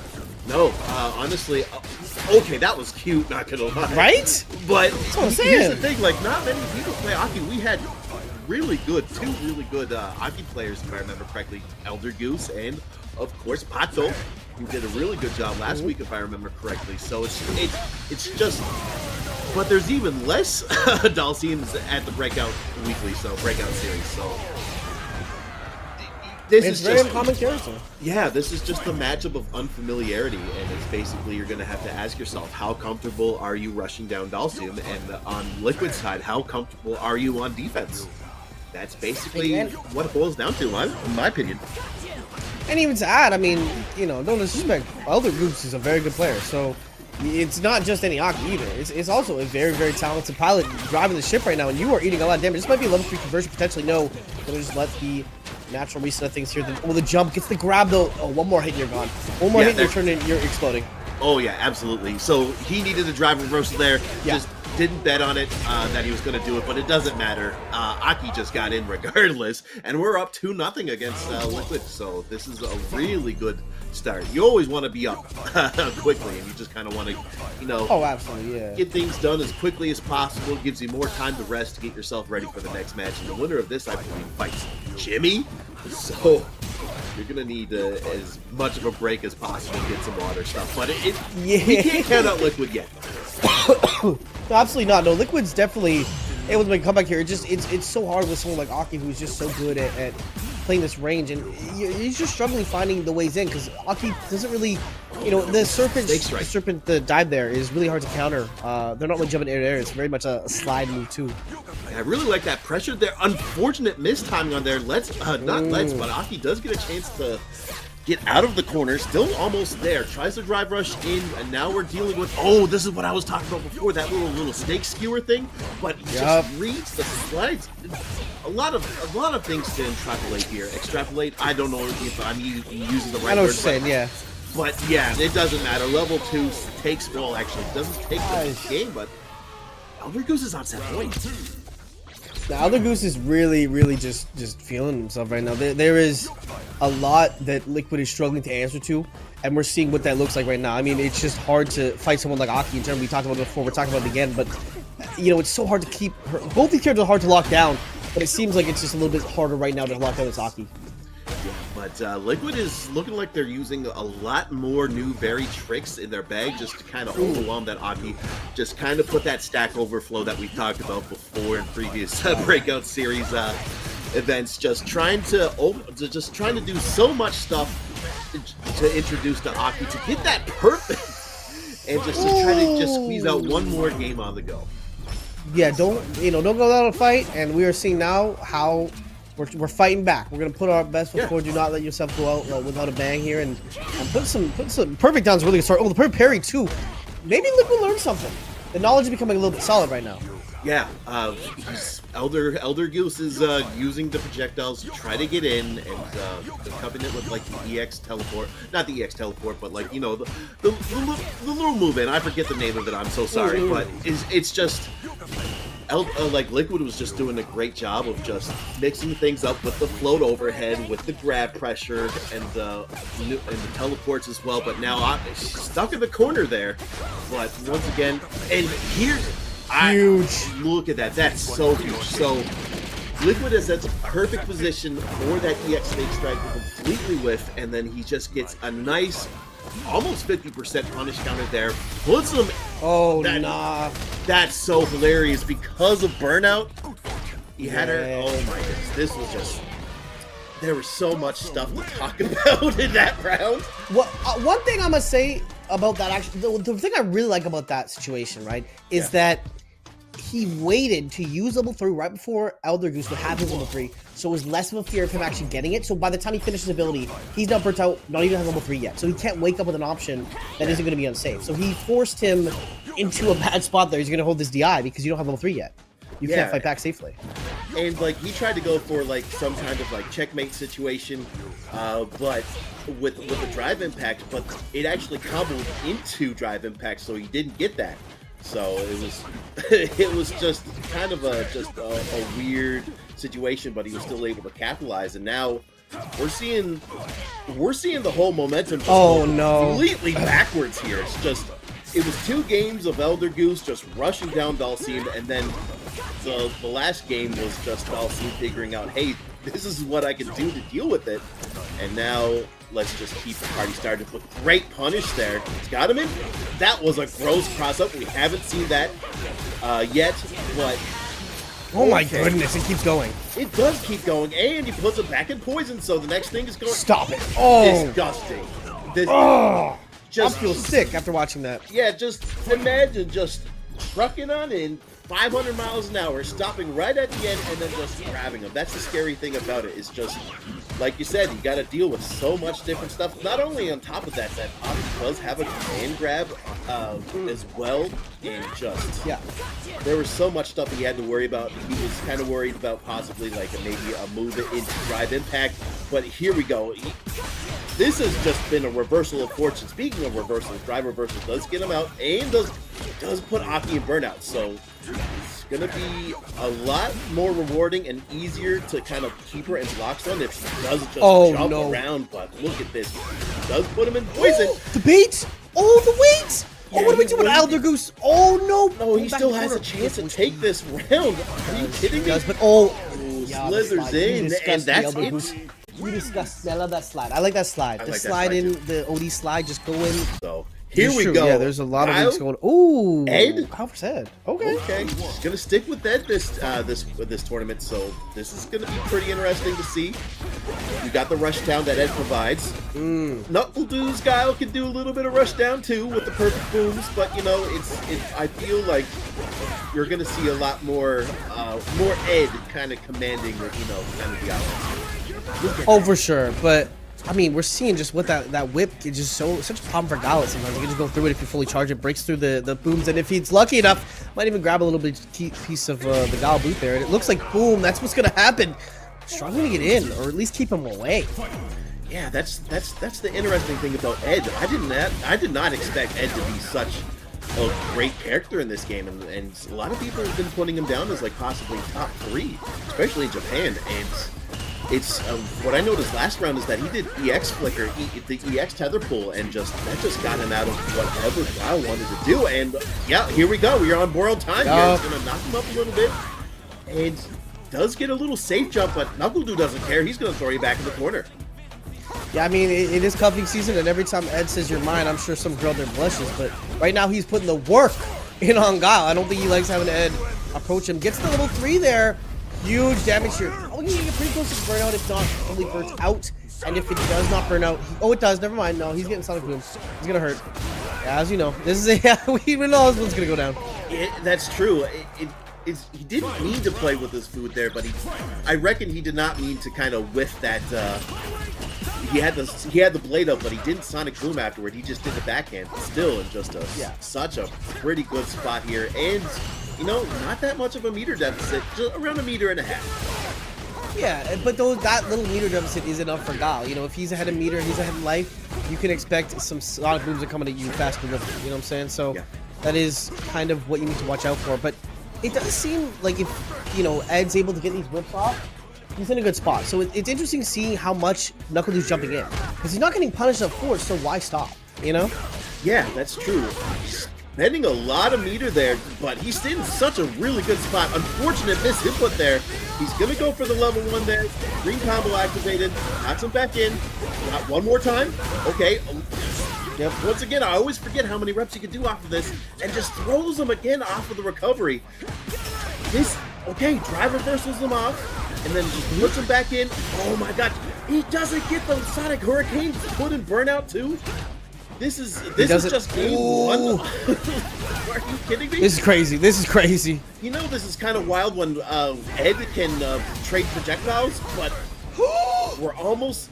This is very close, but that's scary. Kick with the anti, I can't deal with this, and we're not even close to top 3 yet. And my brain is already scrambled. NuckleDu takes game 1 with that, in what seemed to be almost MikeX's game to take.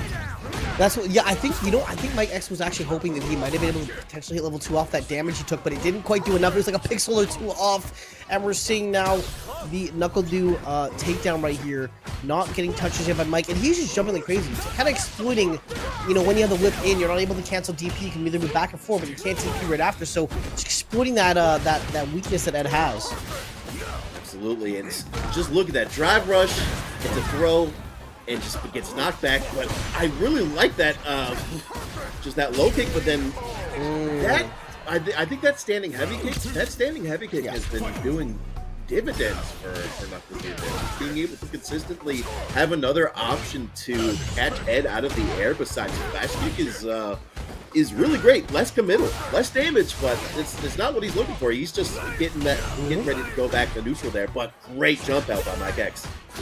Yeah, I was just saying, less damage, but if that's not what you're going for there, that's what you want, right? If you want damage, if you just want to get him out of the air, you know, swat him out of the air like a fly there, that's what you're going to pick as the better option that's more consistent for what you need. Absolutely, and we're seeing NuckleDu's guy. Well, big surprise. NuckleDu, oh no, he a bit awkward there. Just like me talking to people that I met before the first time. It's just MikeX dropped his controller there, thinking that he was gonna die. NuckleDu accidentally just jumps over, but you know they're both good sports about it. NuckleDu's up 2-0 there, and upside down kick knocks him away, and there we go. The flash kick to just get MikeX off of him. Yeah, these flash kicks are doing quite a lot of work for him. it's really hard right now to actually deal with Guile's game plan in general. We've seen before, kind of, because, you know, Guile and JP play a very similar role in the sense of, like, they play that long game, but the only difference is, you know, fighting someone like NuckleDu who's had that experience of how to play on all range with his character. You're going to run into that. It's hard, because he can play mid-range like you, but probably knows a little bit more about how to do that than you do. Yeah, we are noticing kind of like the shift of game plan because, you know, MikeX has been, you know, just trying to bulldog him. But there we go. We're seeing a little bit of the mid-range excellence that we see from Ed, and he takes round 1 there. But still, he's got to, pardon me, he's got to find a way to just completely change his game plan, to throw off NuckleDu, show him that, you know, he has other tools up the sleeves. Then he could possibly reintroduce those tools that he tried to introduce in the first 2 games, and then possibly kind of climb that mountain back to a possible game 5. Yeah, absolutely. Finding that your steps towards that goal is usually how you want to play this game. And wow, you always forget that side switch with that knee. That is a thing to watch out for. You can't keep him locked in unless he can stay upright. And we're going to see maybe, ooh, doesn't catch him level 3 there, though. Maybe he didn't really want to get that bar back just yet. This is going to be purple parries, beautiful purple parries. Those could have been really detrimental if he didn't get those. And no, level 2 from NuckleDu here. He's burnt out. Yeah, so, yeah, he's in a really tough spot. Solid punch is activated. But that doesn't even really matter. He was able to get a good hit and then just put him up in the speed bag one more time, and we're going to game 4. And yeah, that right there is that Ed classic, right? You think you got him cornered, you think he's gonna be done for the he's done, he's on the ropes. No. Gets one little hit in there, converts into big damage every time. That's what you have to watch out for with Ed. You can't give him any space. Absolutely. NuckleDu's jumping around like a trampoline and doing really good. I like it. It's both players don't want to commit to their anti-air options, to be honest, and I understand that wholeheartedly. But we're just seeing MikeX change things up one more time. Wow. Oh my god. Unfortunate. Puts himself back in burnout, so we're going to see a lot more pressure from Ed coming. He's going to just be able to get that, I was going to say that tether grab in, but he decides to go in instead. Yeah, he's able to kind of just keep this pace. I mean, we saw that funny little action where he just held the parry for a little too long and did get punished for it. And we're seeing, oh wow, Mike is coming back on this. I thought this would be the NuckleDu show, but it looks like Mike's putting up a really strong fight. A great case for the reason why Mike is here. Absolutely. MikeX, just give him whatever character he wants to play, and he's going to put in a lot of work. You know, as I said before last weekly, there's not really much to do in Saskatoon besides, you know, play ball hockey, watch the Saskatchewan Rough Riders, and play Street Fighter 6. But we can't let not give NuckleDu his flowers either. He's doing a really good job here, but it's just, MikeX's Ed has been just, you know, it's been put through the ringer for the first 2 games, was able to rediscover himself game 3, then take first round, but it looks like now NuckleDu's just been trying to figure out a way to bait out those options there and put it to final round for game 4. As you said, he was trying to find a way to figure it out. He figured out something. That was a great bait there. Calls out the OD DP and gets an easy round there for himself. Absolutely. He just, it's a decent game plan. Ooh, I don't know, maybe if you really wanted to do that, but I felt like he could have gotten a little bit of a better punish than the drive reversal there, but still in a really good spot. A little bit low on the drive meter. He's just gonna just settle with kind of keeping him at bay with the booms here, and just look at that. Already almost back at full. Does need a little bit of drive meter damage. That little body blow thing does a lot of meter chip there. It does, and we see now, you know, NuckleDu just, the OD Blitz is getting him into some unfortunate situations. And now we're just going to eat a lot of Sonic Boom. This is a Guile classic, because if you do too much here, because, you know, NuckleDu, but either way, if you do too much damage here, do too many movements here, level 3 is going to come out fast. But no burnt out anymore. Now NuckleDu has to respect you a bit. Absolutely. So they're just trying to kind of, like, you know, casually, but, you know, approach with intention here. Both players know that, like, they're going to be put in a bad time. Well, now MikeX is going to be put in a bit of a bad time, but has to approach in. Gonna grab him? Oh no, unfortunately he tried, but it was just a little bit too early there, and now he's gonna be put in even rougher time. No more level 2. Burnout is a thing. He's gonna get chipped out. 13 seconds left on the clock, and that'll do it. NuckleDu takes it over MikeX 3-1. Yeah, I mean, excellent play. It's weekly to win. And then, okay, so speaking of which, Jimmy DR wants that run back. He wants to take out ElderGoose, and he wants to get that run back against a ruffian. I almost forgot his name, even though I was just talking about it. But you know, we saw A.K.I versus Dhalsim.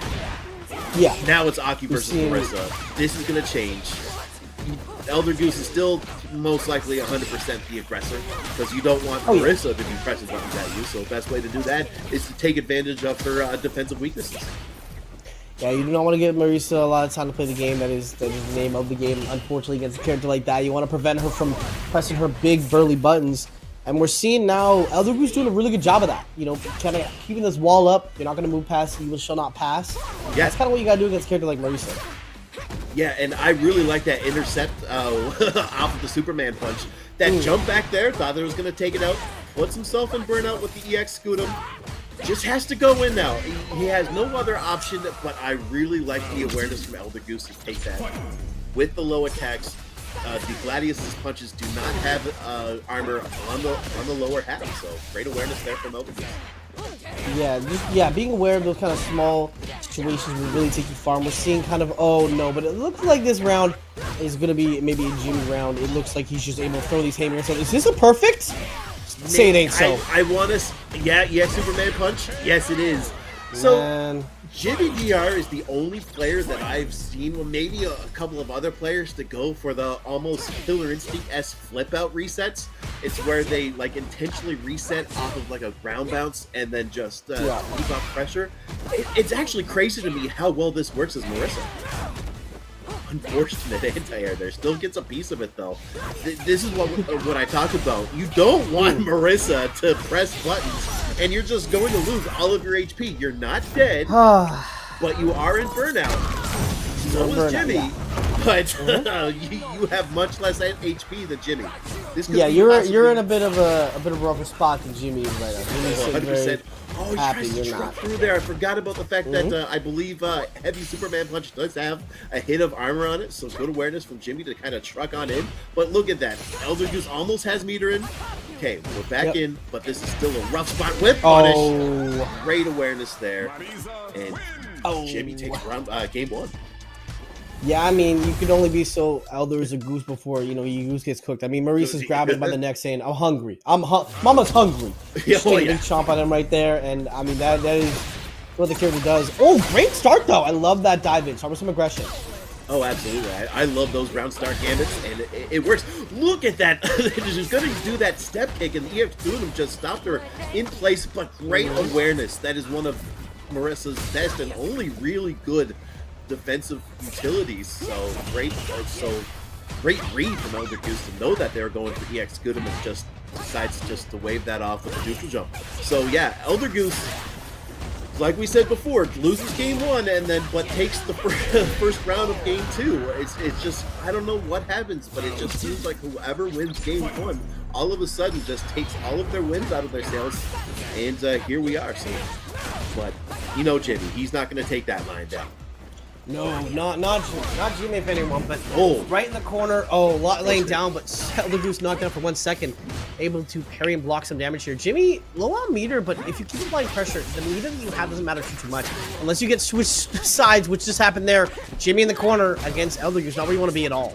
No, and I really like that safe jump into a tick throw attempt, and now ElderGoose doesn't really want to have much to do with the Marisa trying to come in at her, and so I really like those little poison skewers there just to kind of keep her at bay. But look, that Jimmy has to put in the meter in order to get stuff. But I love that safe jump cross up, and still really good. Great throw, big drive rush. Yeah, that's what it looks like when you get thrown there, and all this damage is going to be huge. Right to the chest, knock him back, and that's going to be last round of this game. Yeah, no, this is what I like about Jimmy DR. Just like knows like how to confirm off of those crouching medium punches or just whatever. Just is not afraid to use all of their meter to close out the round there, and but efficiently didn't have to use any of their meter. Both players I believe, are fully loaded. Yes, they are. So you know, next touch is going to hurt, but ElderGoose is doesn't have that much meter left. but is just doing a good job of just keeping Marisa at bay, just trying to go in at their own pace. Yeah, that's the thing. Oh my! Okay, the we're talking about skewer. pace. You want to see pace?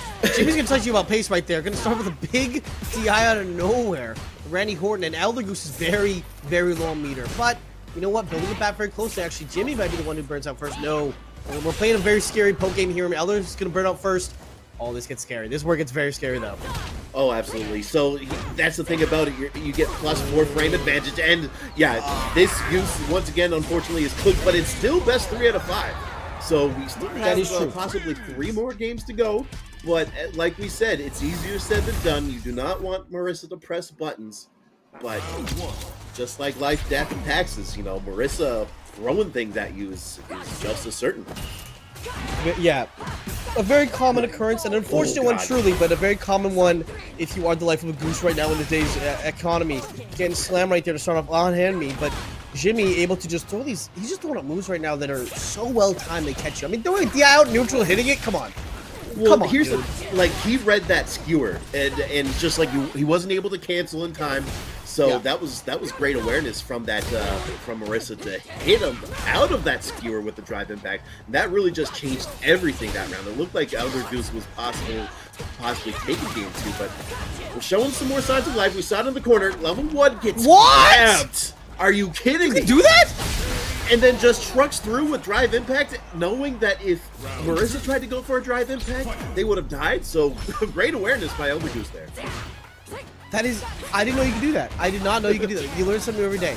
That was an insane call out there from ElderGoose. And, you know, able to kind of get that momentum back. That's what you need. When you're behind, that's what you need. That kind of momentum shift. Absolutely. Safe jump incoming. Oh, God. I'm sorry, but just God, like, these as soon hits, as we man. talked about that, look at just how demanding that pressure is and just bombing the back of the head. Your head It feels is like an now- impact. It feels like a black flash, bro, every hit. It's just, imagine somebody just modding in just every hit that Marisa has that Taco Bell big. Just, Yeah. that's just what it feels like fighting Marisa. I wouldn't want to fight Marisa in real life, but here we go. This is a good start that we need for ElderGoose. Hey, you wouldn't? Hey, I would though. Let her beat on me. But anyway, Hey, half HP on Jimmy. Back to half HP on Jimmy. Gotta find a way to get this back. I mean, level 3 damage is never a problem for Marisa. She is a truckload, able to throw these moves out, but she's gotta find that poke to start off. Is the biggest thing for Jimmy. He's been finding these 1 or 2 pokes to put you in a corner. Absolutely, but here's the thing about it. I really like the usage of level 3 right out the gate because you're already building almost 1 more meter just to get that one last hit to end that match for ElderGoose. But it's like you just talked about. He's just waiting for 1 more poke, but I don't think he's gonna get 1 more poke as we go to game 4. ElderGoose gets on the board, and you know this definitely isn't the last that we're gonna see of ElderGoose either. No, we're gonna head into some more games because you know winning that one allows you to kind of get your momentum back. We're seeing that was a really good game actually. You know, seeing how to hold your own there against Marisa's scary. Online, especially Marisa is scary. So ElderGoose great momentum and great mental to keep us going. Absolutely, more than just a sponsorship. You know, ElderGoose is definitely showing a pulse here right now.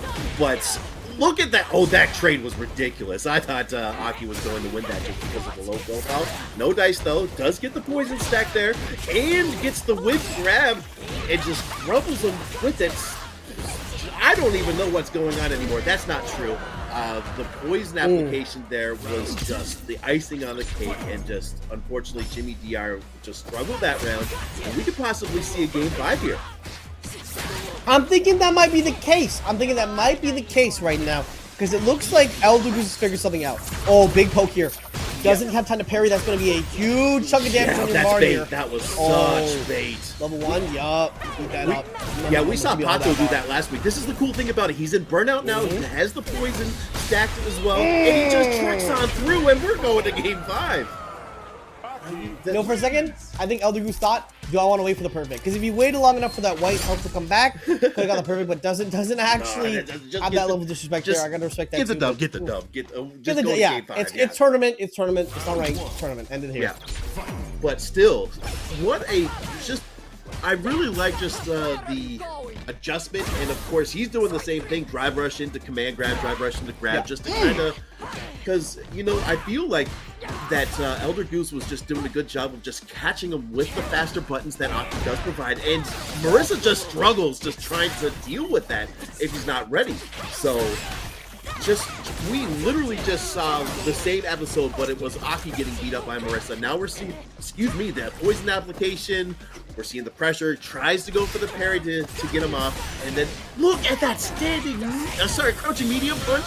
Oh, with a level 1 because he doesn't have enough meter, but it's, oh my goodness, it's not enough. ElderGoose is in a great spot here. Stuffs the Superman punch and then just puts him back in neutral. He's gonna try to chip it out there. And it's not enough, but the EX bubble, he has to try to find a getaway out. And it crosses him up. He looked like he was about to jump over it and gets caught there.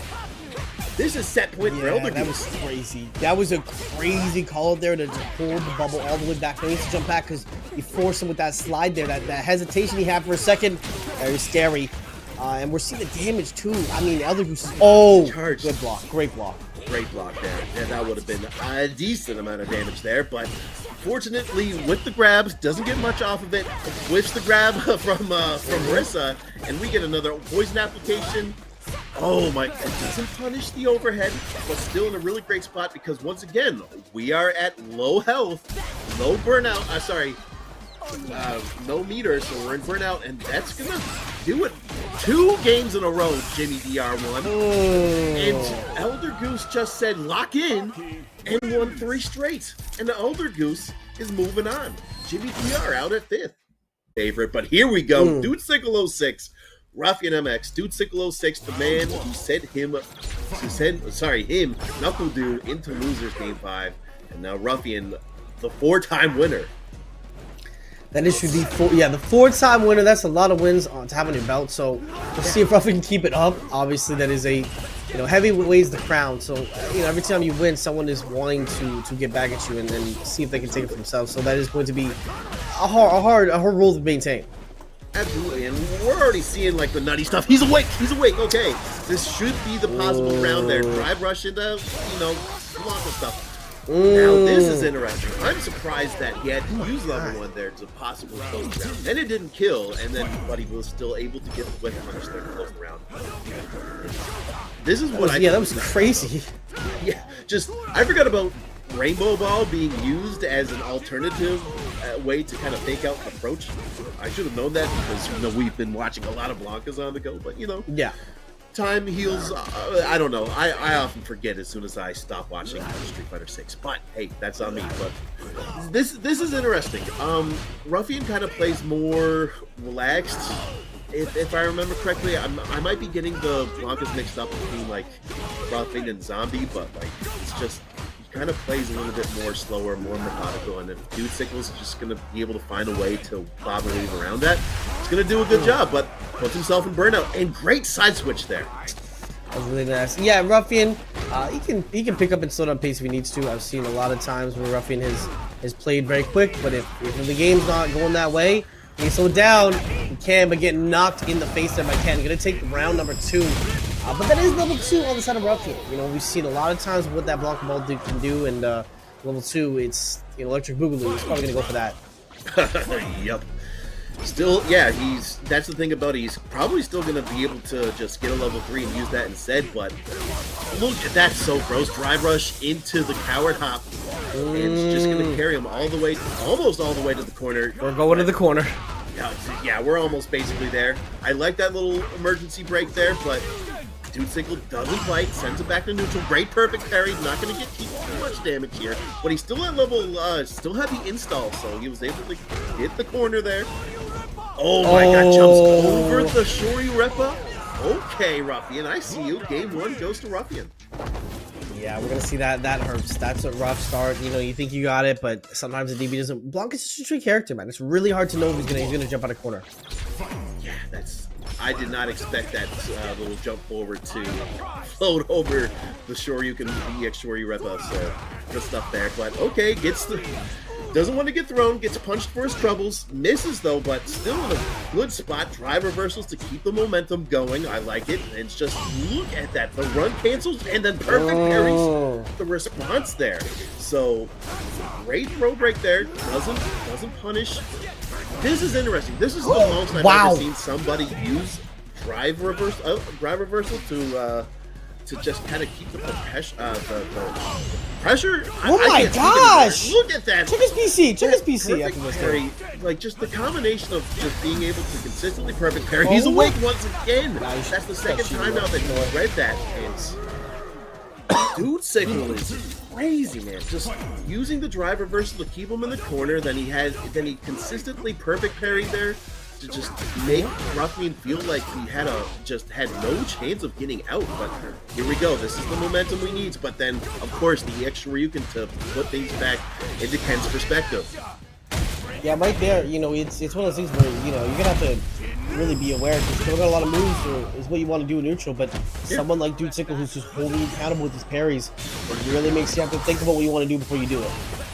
Absolutely. And okay. Okay, there was a lot of layers there, just like the onions kind of metaphor. Yeah. But look at that safe jump. Well, I thought it was a safe jump, was not a safe jump, and then just drive rushing the drive impact there, just get that splat on the go. And look at the combo potential. Oh my. Okay, that was loopy, but Dude Sickle takes it back, and we're at one apiece.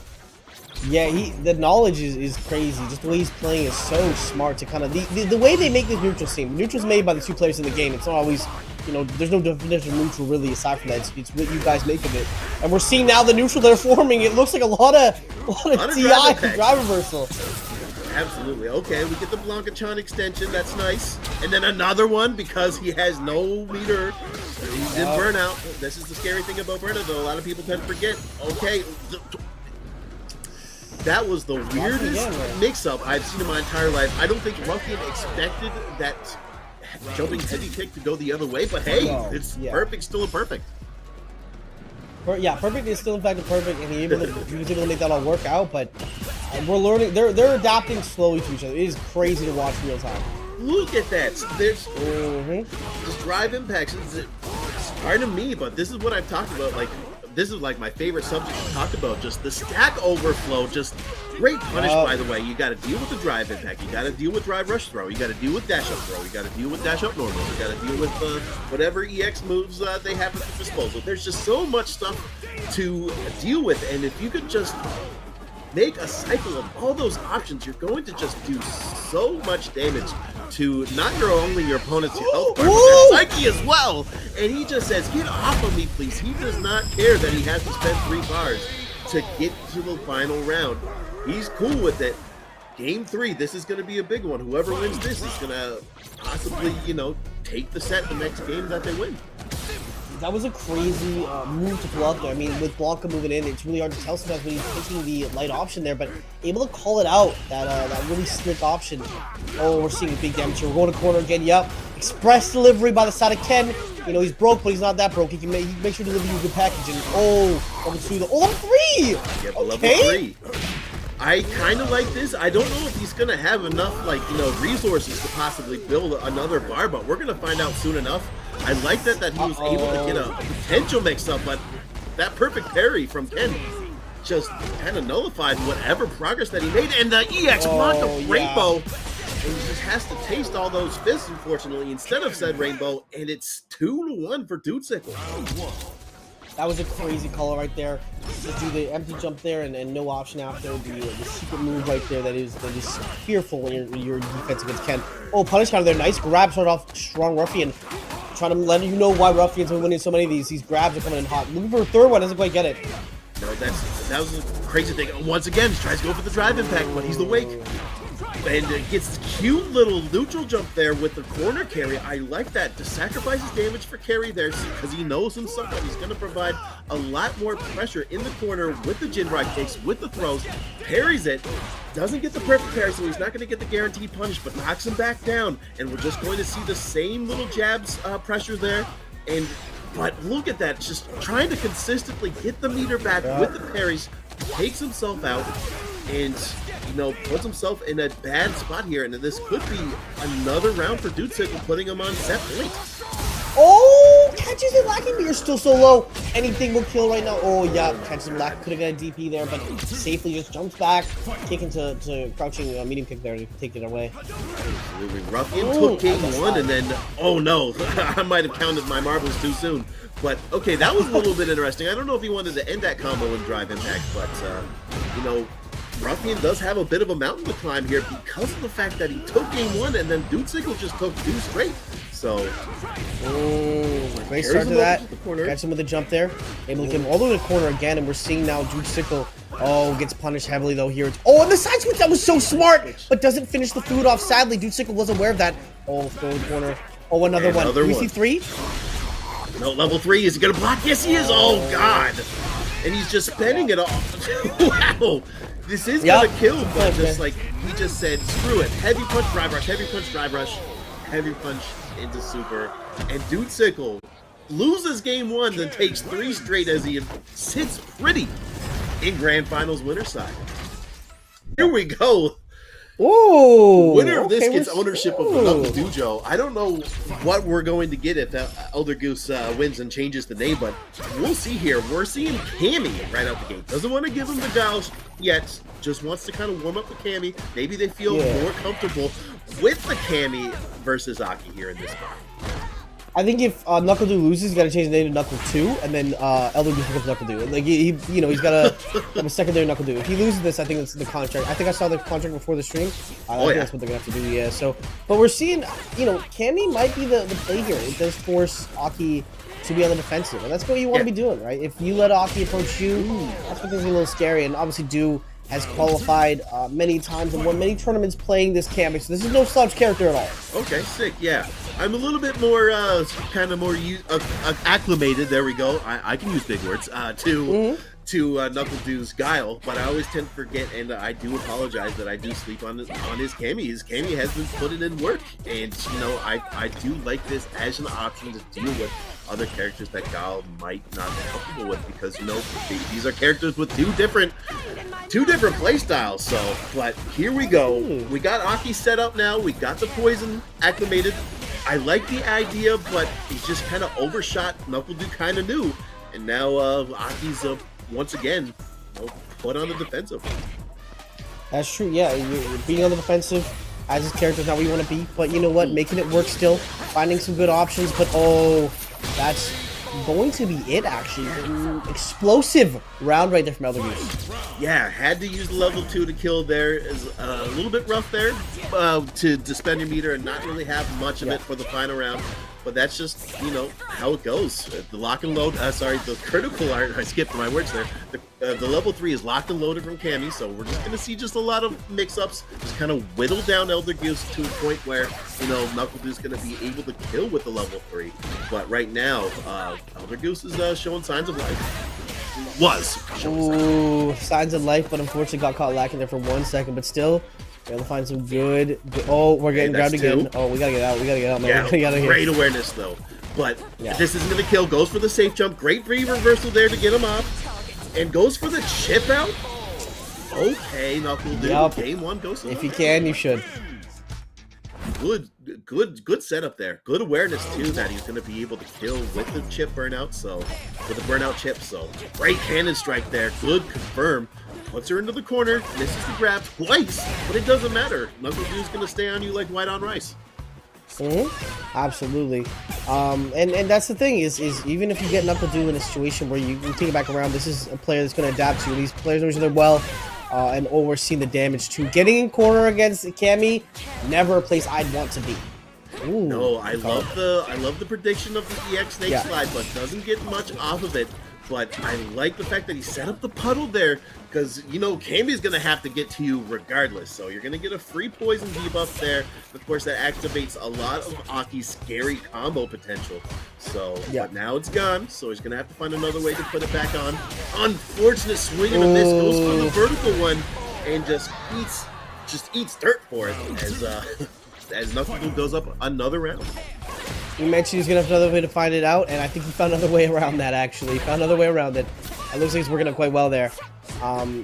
it's so scary to fight these Cammy button in neutral. There's very well played about options. She has just a lot of good buttons to kind of control that space and force you to answer it. And there's not always the good answer. Sometimes you gotta just kind of eat it, really, truly, or just whole block on it.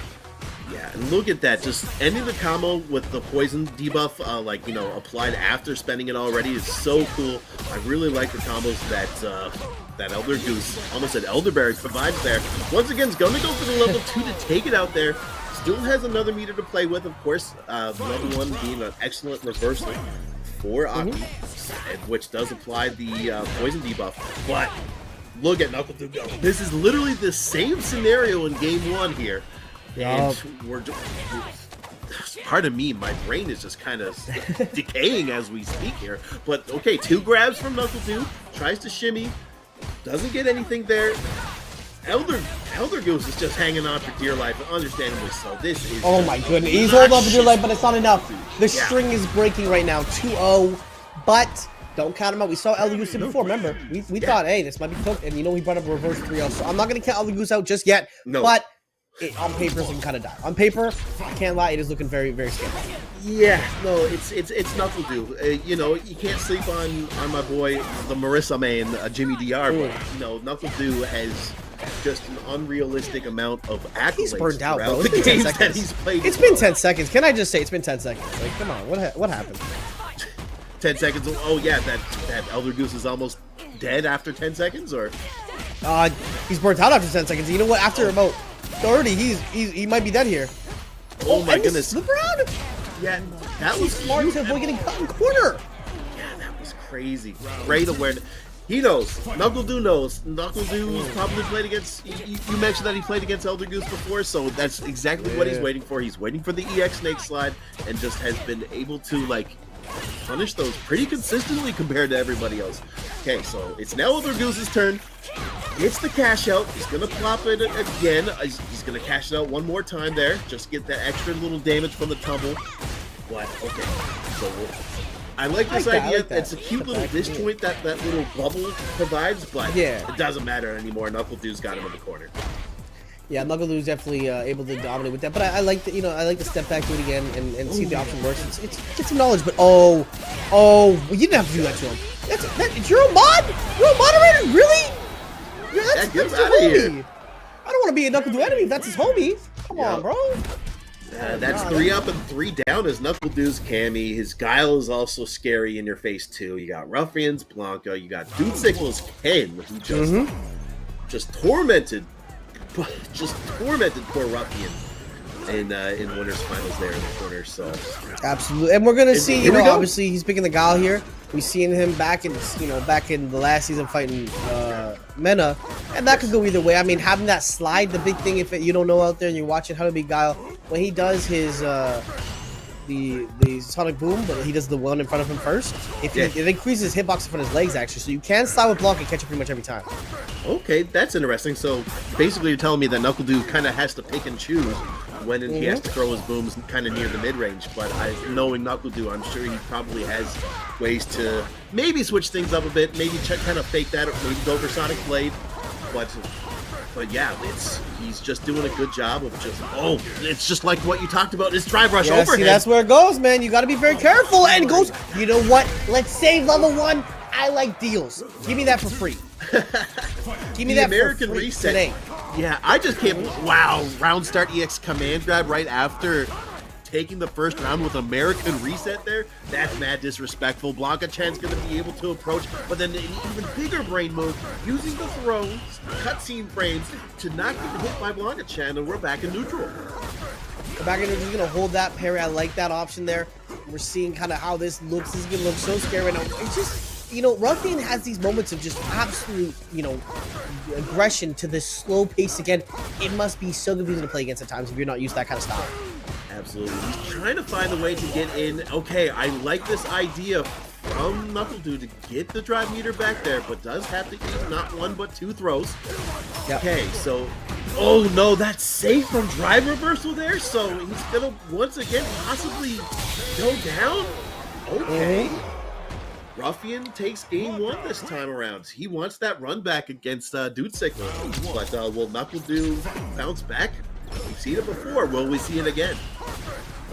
That's the question. I mean, the biggest thing about in general, when you play the Blanka player, you gotta really think how many Guiles, like, because Guile has a pretty standardized game plan, and obviously NuckleDu is very good at doing it, but it's kind of scary to fight someone like Ruffian. Every Blanka plays so unique. They are so odd with the way they play. I love Blanka players, but God, they play a bit weird, dude. Yeah, no, Ruffian and Zombie play the same character. Look at that! What Different a side rush playstyles. Look, pop! that's so gross. Why did they give Blanka the ability to just kind of magically teleport to the other side? But you know, funny. NuckleDu's still Funny. doing a good job of just kind of dealing with that kind of insanity that Blanka provides. And I really kind of like that bait. He was just trying to say, all right, try to do that electric. Great whip punish there. Spends the meter. You're gonna get the drive meter back. Anyways, next round, great awareness by NuckleDu to take that round. Starting off strong there, yeah. Not letting get away from him. Obviously, Blanka is a very momentum-based character at times, and we're seeing how he can slow that pace down. Get round 1 and round 2 is looking like it might be in his favor currently, and he's looking like he's made a case for maybe taking this 2-0 right now, bringing it back to a 1-1, a full set if we can. Level 3 on his side as well. He gets one more hit. This could be a level 3 conversion. Okay, he's great drive reversal there to kind of get him off. Okay, I thought that was going to be level 3 for a second. I'm glad for Ruffian it wasn't. Solid punchers on the go. Gonna try to keep that momentum there. Both of them in install. But Ruffian's burnt out. There we go. And then what do you know? Drive impact to seal the deal. And just like you said, 2 rounds in a row, and we're tied up 1 apiece. Yeah, we're heading right back to the 1-1 the classic.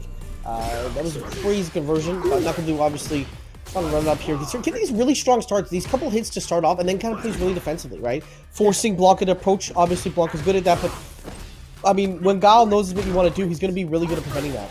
Absolutely. I love that jump over and then just does not throw out a single button except for just throwing him there. Still, though, Ruffian does almost have him in the corner, but just in time, in the nick of time, that Sonic Boom recovered and just gets a juicy confirmation up there. I thought he was going to get blown up by that drive impact, but just, wow, that swatted him out. But yeah, this is Knuckles' new round. Oh my god, Many please would have thought don't that, jinx yeah, this. but he- I'm sorry, NuckleDu. Please. Okay, tick throw off of a drive rush overhead. That is ridiculous. Now he gets flat on the wall, but he is out of meter and cross cut flash kick. Cross cut flash kick looked like maybe I'm tripping, but I think this one just happened. I could be wrong. Either way, it looked cool. That might have been a cross cut. That looked like a cross cut. We'll find out later. That was crazy. NuckleDu is insane. You know. He's a veteran in the game. He's around here for a little bit. You cannot do that. He may be old, he has kids, but he's a family, and he's very low with the drive impact back at you, level 2. This could honestly be perfect. He might actually be able to bring it up. Oh, see that pixel? We talked about it before, but not quite able to perfect. But we, in our hearts, it was perfect. You know? Yeah, Blinken you might miss. That game 3 was so quick, not gonna lie. But okay, round start, EX command grab again. Just do it. I respect it. Yeah, he's a Nike fan. I gotta respect that. He's an enjoyer of the Nike, and he's throwing these turns like crazy too. The jump ins they're working sometimes, but if they don't work, he keeps going. Because you know what? That's kind of what you have to do. You gotta have that momentum of not giving up to get in on Guile. Absolutely, it's that classic. He's not gonna expect it the second time. He was still able to get a punish off of the max range sweep. That was kind of crazy. Maybe it's because he pressed another button afterwards, but still, great awareness there. Great, great flash kick there. Chase using his meter to get in with Drive Rush. I like that idea. He's confident enough to know that he can consistently rush down Blanka. This is the 4th time now, unfortunately. Ruffian tries to get him off with the drive impact. NuckleDu says, like you just said, I got kids, but I'm the fountain of youth, baby. He's going to be looking like that till he's 100 years old. Yeah, he will not stop playing this game. He'll be old in the senior home. He'll be cooking those seniors in there in the old home. But right now, he's still made a case for his youth here. But getting a lot of damage here from Ruffian, going to take you all the way to corner. And that's obviously where Guile isn't terrible, as he doesn't have the the PP option aside from flash kick. But he's still a good character. Obviously, he won't be there for long. Come back in center stage. Absolutely. Sends it back to neutral. I liked the usage of drive reversal. Of course, Season 2 introduced the fact that you can just do drive reversal now just on wake up or just whatever, really. So I like that a lot. A lot of people have been using drive reversal to kind of keep people in the corner. Level 3. Okay. I like it. He's not dead.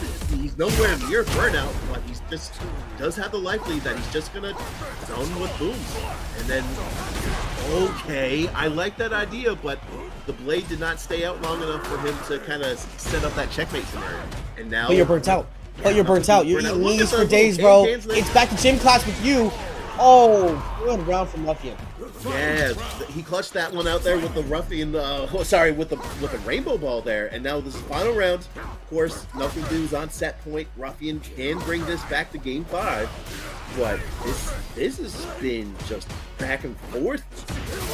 I don't know how else to describe it besides some good old Street Fighter, but look at that. Okay, great throw break there. Sets it back in neutral. Now he's going to try to, dance around Blanka Chan. Great awareness there from NuckleDu to kind of just cover that Blanka Chan spot just so he can say, no, oh my god, not enough.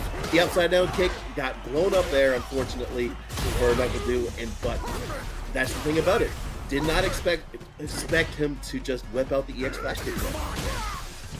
Yeah, he keeps throwing all these options. We wouldn't expect anything. We're seeing, level 3 there. If he doesn't block a block, it's coming to level 3, so we have to talk about that. He is going to be CA here. He's going to do quite a bit of damage, but not enough to kill, obviously. But still, what EX grab here, or just a grab where he could kill. Esports doesn't get it denied. You can't enter here today, but oh, so low. He has the burnt out. They're both burnt out, but level 1 off the Blanka ball. Great awareness there. And NuckleDu is going to get the run back in work. So the fact that he was able to put in this work so far, we love to see that kind of stuff. Of course. This is numbers times now. You can go right ahead if you want. I'll get the next one. Don't worry. Ooh, so with these numbers right here, we got Big 10, 65%, 67% win rate here. Medium punch conversion, 67%. And grand finals appearance, we had him, I think would have been, oh wow, look at these. Actually, he's had results, right? Yeah. No slouch at all himself, but we're seeing he's guaranteed second, right? He's guaranteed second. This is an incredible thing for him to put down right now. Yeah. This is his second weekly, if I remember correctly. His second tournament Breakout Series. He gets top 8 in his first one, and then now he's in grand finals of the second one. He's played 9 times. He's won 6 matches, been first to match point 6 times. He has 2/3 win rate on both the match point conversion and the win rate itself. He's doing pretty good for himself right now. The 49th place at Duel Academy, that's pretty good. 4th place finish at Bato City, number 48. And he's been doing really good. You know, really good. Speaking of good, the guy who said... Tell me about Dew. Tell me about Dew, dog. I'll do what I can to tell you about the Dew. He's played 16 matches. He's won 10. He's been on a first to match point 8 times. Of course, he's been playing Guile with a little bit of Cammy. Every time he's been on match point, he's been able to convert it 100% of the time. Crazy. 63% win rate's pretty dang good too. His first appearance, I believe this is his first tournament at the Breakout Series, and it's his first grand finals appearance. He's 1 for 1 so far, so that's pretty good. His first place finish at Duel Academy Street Fighter 6, at the 64th one, and he's gotten second place finish at Arm the Rebels monthlies, which is pretty good too. And of course, you know, numerous accolades from NuckleDu dang himself. Oh yeah. Phenom in Street Fighter 5, Phenom in Street Fighter 6. You know, and I believe he put in some work in Street Fighter 4 as well. So yeah, this is going to be in order to win the tournament. Dude just has to win one more set since he's sitting pretty in grand finals. And this is it. This Breakout Series number 10. We hit double digits, BL. That's crazy. Here we go. That is crazy. Yeah, we've had some massive love out here for everyone watching. So we appreciate all of you for watching and showing the money that we can do here. Oh, the command grab, or not command, sorry, punish counter grab, but responded with a punish counter DP. This is a disrespectful set. I can already tell you that right now. Oh yeah, no. I like the fact that NuckleDu's sticking with the character that he won with last. God. So not switching back to Cammy. He's just sticking with his main chicken, and you know he wants this. I know he wants this. He wants to be like, I want a weekly Raw Sent Losers. You know, and dude's 606. His second tournament appearance. Like he gets top 8. He beats NuckleDu this weekly, and now he has a chance to do it again. Absolutely. And it looks like he's put a pretty good case for why he knew. He's bringing it really close again. He's really trying to push it. Oh, and that's That's crazy. Okay, dude, sickle. He just blew that up with an EX Hadouken and just got in. Good stuff. Yup, running down for that too. Yeah, I haven't been this impressed with Ken since, well, there was also Polynesian sauces. Ken was really good too, but MikeX's Ken was no slouch either. So yeah, It's been a while since I've seen Ken of this caliber of play here. I mean, we've seen some breakout boosts. This is a very talented Ken's that appear out of nowhere, but it just keeps spawning in. It's lovely to see. Oh, he's the let go of that. Oh, it's like we said, it's the same thing that happened with Ruffian as well. They're trying to get him off of him with the drive impact, and of course you can just press drive impact back, and you know, just keep the momentum. You gotta stop testing him, man. He's not failing the test. You don't want to find out what he's gonna do when he gets his hands on you. Yeah, it's big NuckleDu, man. Yeah, I understand wholeheartely you want NuckleDu out of your face. Great patience there by Dude. I like the fact that NuckleDu did go for that. He's, you know, it's not the end of the world if he loses first round, game 1, but still, it's just gotta go for those EX flash kicks. He's not dead, but okay, now he is. Not dead.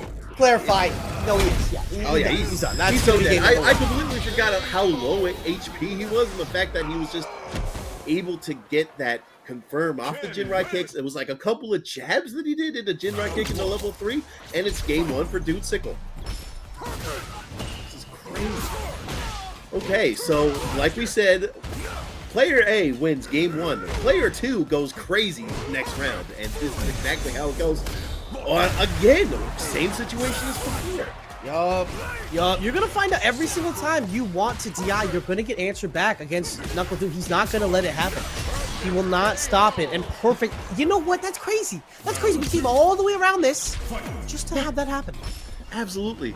You know, this is the thing about NuckleDu. It's no matter what happens, NuckleDu is just gonna get a perfect on you. It's that's the tough thing about it. That's just how skilled he is. But now, once again, unfortunate EX flash kick does get blocked. Now we're gonna see him over into the corner right now. Dude Sickle at an odd range here. EX Hadoken. I barely see this from Ken's. I really like this as a mid-range tool to kind of like keep the projectile, not spamming, but the chucking away, you know, kind of dealt with. But jumps over. I had a feeling that he was gonna whip it out again, and it goes in a solid puncher now. So he's gonna. Wow, he was at enough of a distance that he was going to be able to stuff the EXDP, puts himself in burnout, has to get to NuckleDu now. He's just chilling there, and just the perfect boom brings it to 1 apiece.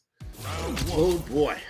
Okay, we're going to the beach right now, 1 apiece. Curious to see what they're trying to go for. Both try to go for a grab, misses. Oh my goodness. Okay, you back? You back? I'm back. We're here. We never even left. Anyway. You just came in at the right time. Drive impacts, the EX flash kick, just gets it in time to punish. I like the my favorite interaction in this game is probably the drive reversal. When you're throwing a move getting called like it's back to corner. And we're seeing now, do not leave corner. You're not allowed. He will not let it happen. Like upside down kick. Okay, juggle with the blade. Juggle with the blade. EX boom causes a wall splat. You learn something new every day, Dio. I'm picking up what he's putting down. I'm learning right now from the dude, and he is doing some crazy stuff right now. Oh my goodness.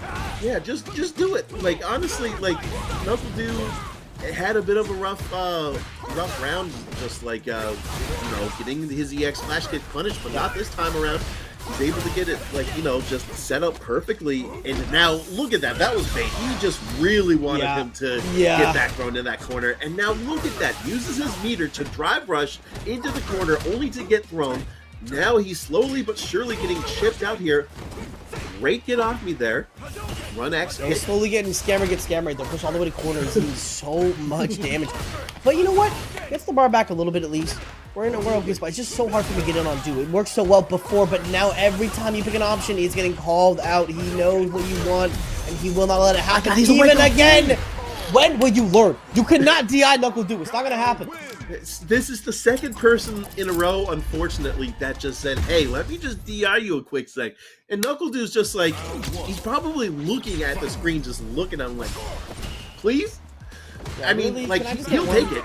But, jeez, we got to figure something out here. NuckleDu's 1 game away from resetting the bracket here. So, it's just constant backdoors in the corner, slowly working your way there. And And it is just so hard to stop him from doing that to you. You can see kind of, you know, he's getting low on meter again, and that's where now you want to be. In corner against Guile with no meter, I can't think of a worse place I'd rather be. I don't think there is one. Right now, you're going to eat so much damage. And DI, yeah. You can't DI him, but he can definitely DI you. He's going to eat a lot of damage here. Could probably be the Rebel level 1. Oh, does he need? Is he not level 1? Hold on now. Oh my god, he's gonna end in flashing, Really? baby?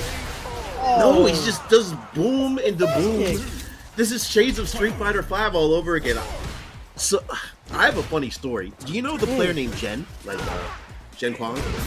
Yeah, He's yeah. like, yeah, so he used to be called Stompin' Tom in the Newfoundland team. He was actually an exchange student back in high school, and he put all of us in Street Fighter 5 with that same Guile combo. Just do boom loops? That's Yeah, crazy. he did boom loops. I almost took a round off of him as Abigail, but no, he just boom looped me in the corner like 500 times in a row. But yeah, so just it's insane that Guile still has that. But I mean, hey, if you can do it, do it. So, but look at that, just parrying everything. Has like 2% health to their name. Great awareness to jab the run kick, and that's a reset. That is, yeah, that's a reset. It's gonna start it up, and that's scary. I mean, that was quick. I know we talked before, but like the round went fast. I did not know it was gonna be that quick. That was a very, very quick game. Yeah, it's getting late. I appreciate NuckleDu for wanting to get through this. He's got kids, man. He's got got kids. It's almost 1:15 in Newfoundland in Newfoundland Standard Time, but I'm having the time of my life here. Grand Finals reset. Breakout Weekly number 10, top 8, getting the chance to commentate with you again, King BL. This is sick. I'm loving it. And we're seeing the Akuma. Oh, okay. I want to pick up this character. Not going to lie. You want to pick this? I've heard interesting things about this. I think it can go either way. I think I've heard people say, you know, because of the hops and everything, it can be really interesting. I think Akuma has a pretty scary thing for Guile and JP to kind of get in on. Absolutely. Akuma just has got some cute little tools in this game. And just like the fact that like EX... You could just skip neutral with EX Fireball alongside with EX Fireball in the air. But I just feel like NuckleDu is just not going to care in this spot. He's just going to do his usual set up blade, set up boom, get him in the corner. You know, scammer gets scammed. He's Scammer gets scammed, yup. It's just, look at that. Tries to EX Fire Punch and just reads everything he does. And then the poor guy just looks up to him as he just gets pounded by the overhead as NuckleDu takes round 1 of reset. Yeah, as you said, you know, he's getting jumped in every which way he can possibly. He's trying his best to fight back, but it is really hard when NuckleDu has a lot of experience against people like Punk and many Akuma players in the top echelons of gaming. Dusickle right now is just struggling to maintain a lead. He's got one right now, and it's looking like it could be his round, but it's just getting those, closing out the sets is the harder part right now. And not being in burnout, impossible. Oh! I love that call out, bro. I love that call out too. It's just you had so much meter, so much health to work with, but I understand he's been put in the blender so many times in burnout he doesn't want to deal with it. Great punish counter there by NuckleDu to just kind of bring it one step closer. Solid puncher activated. I like this idea. I also like that idea of, oh god, I like that V reversal, but unfortunately he's just going to eat dirt once again. And yeah, we're going to be eating a lot here. It's going to hurt a little bit. Probably a lot of it, actually. Yeah. And an accidental reset there. But hey, we take it. Game 1 goes to NuckleDu. And this is looking tough for Dusickle. I like the switch to Akuma. Might as well give yourself the experience against such a talented player. And look at that shimmy. But unfortunate drop. And then an unfortunate punish. This is a little bit of spaghetti on the go, which makes sense. These guys have been playing for like almost 3 hours now, but hey, this is the time to lock in. This is the time to lock in a Grand Finals reset. Yeah, you got to be able to have the endurance to be a top player, and that's what it takes. You need to be able to play for these long sets, and it looks like, you know, Dusickle's not giving up just yet. We're taking a round back. First round of the this reset set, so this is good. Start off strong. Get your round in there, claim your spot. Do not let anyone disrespect you. Well, 100%. Part of me, Dusickle's been putting in the work, and of course, you know, Ken has some similarities with Akuma, so it's just kind of like the whole MikeX thing. You know, you're going to be able to consistently play. Okay, what a cute little whiff punish there. Just crouching medium, taking the Sonic Hurricane. Okay, but now we're at the projectile wars. It's going to be a little bit annoying for Guile to deal with. Okay, I like that there. The X boom, but then of course, wants to jump in. Sure, you can down to the air. Yeah. Take him out of the air. I like that. Really just kind of make sure you just keep him with an honest neutral with you. Don't let him get too much space. Force him to play your game if you can. But Du is not going to play your game if he doesn't have to. He is going for every option. Oh, we're waiting. What are we waiting for? We're chilling. What are we waiting for, dude?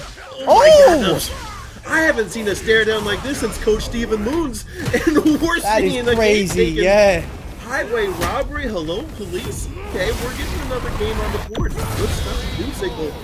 This isn't the last we've seen of him just yet. And it's with Akuma as well. Yeah, he's you know, maybe he is from 06. Who knows? He could be a young kid right here. But either way, clearly those reactions are not young. That was a really smart option there. Just kind of wait. Do his intimidation, gets to his head.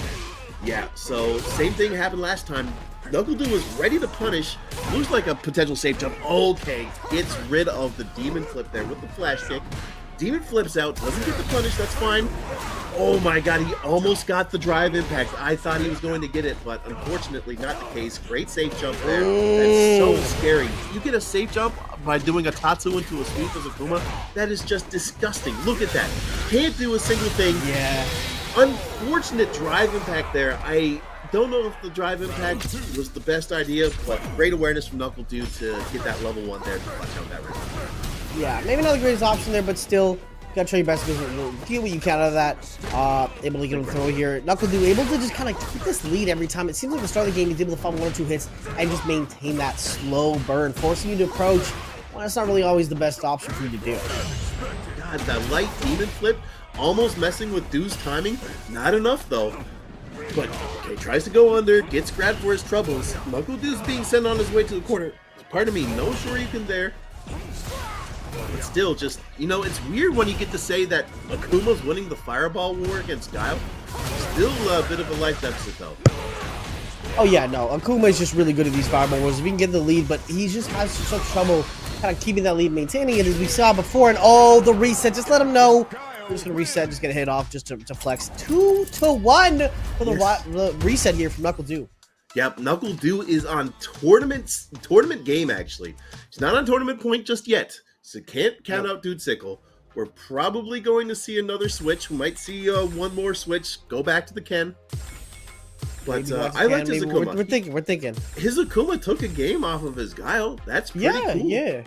So, you know, good stuff to Doomsicle. I still can't believe it. I'm going to repeat this until, you know, the end of the stream. First, I'm pretty sure his first debut at the Breakout Series was last weekly. He makes top 8.